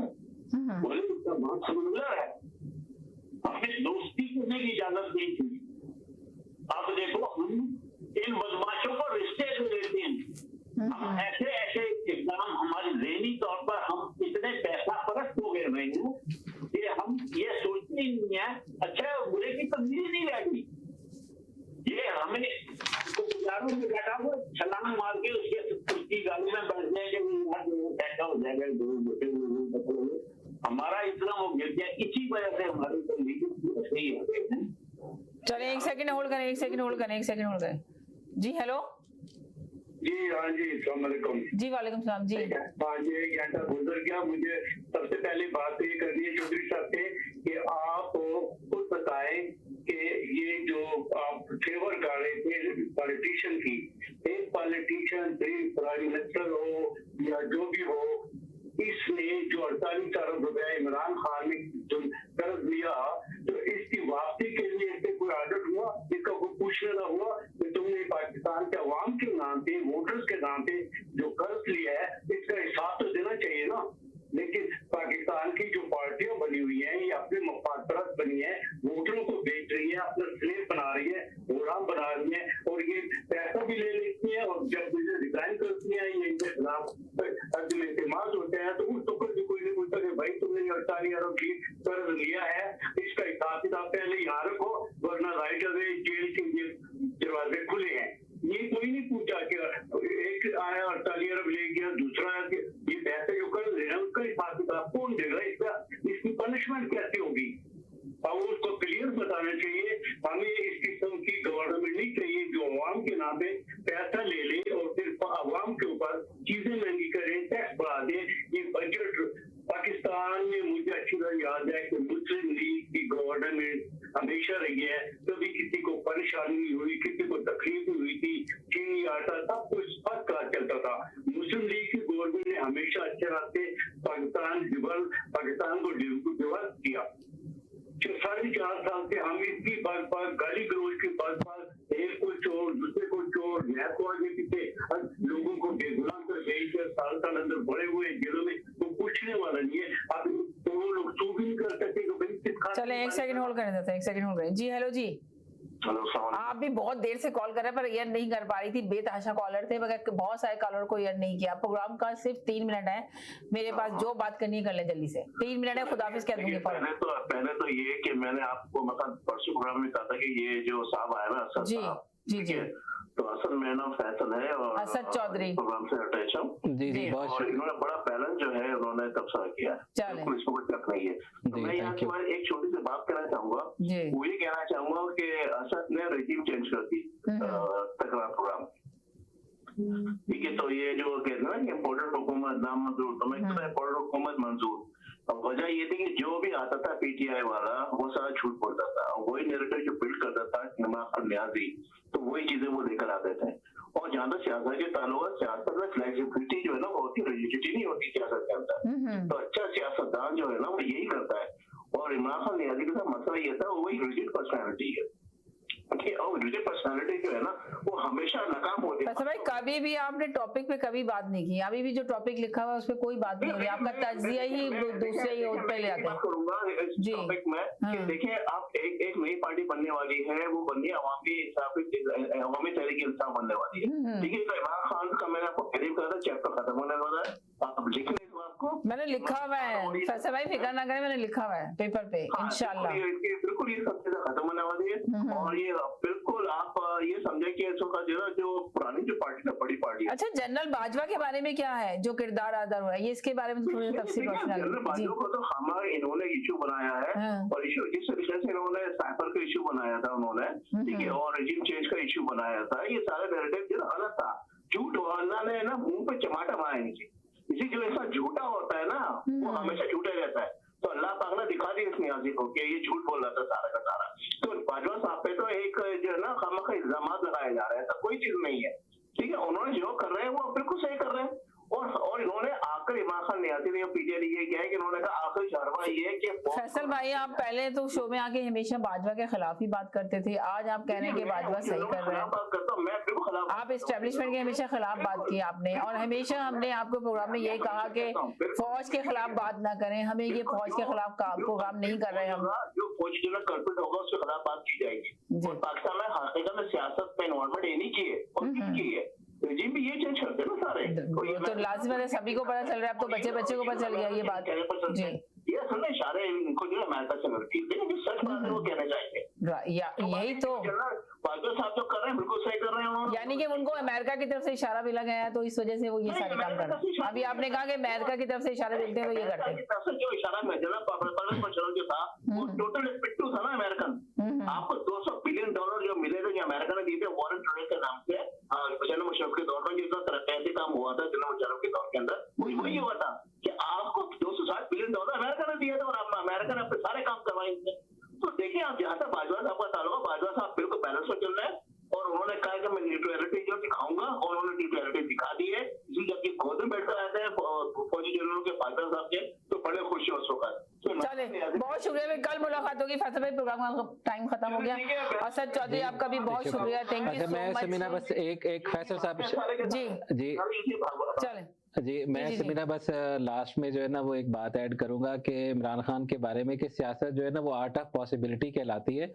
तो ये कि जिसमें पॉसिबिलिटीज पैदा की जाए, क्योंकि आपने लोगों की नुमाइंदगी करनी होती है। और बाजवा जो है ना वो अपने गुनाहों का कफारा अदा कर रहा है, वो उसने अपनी डॉक्ट्राइन को खत्म किया और अपने इदारे की इज्तिमाई जो सतह पे फैसला किया कि वो न्यूट्रल होके सियासत जो है वो सियासतदानों को करने दे रहे हैं। तो इसलिए मेरे ख्याल में शायद इतने उनके बारे में शुक्र शुबात सही नहीं है। इदारा हमारे लिए बहुत ही काबिल एहतराम है, जो अपनी जाने देते हैं वो बहुत काबिल एहतराम है।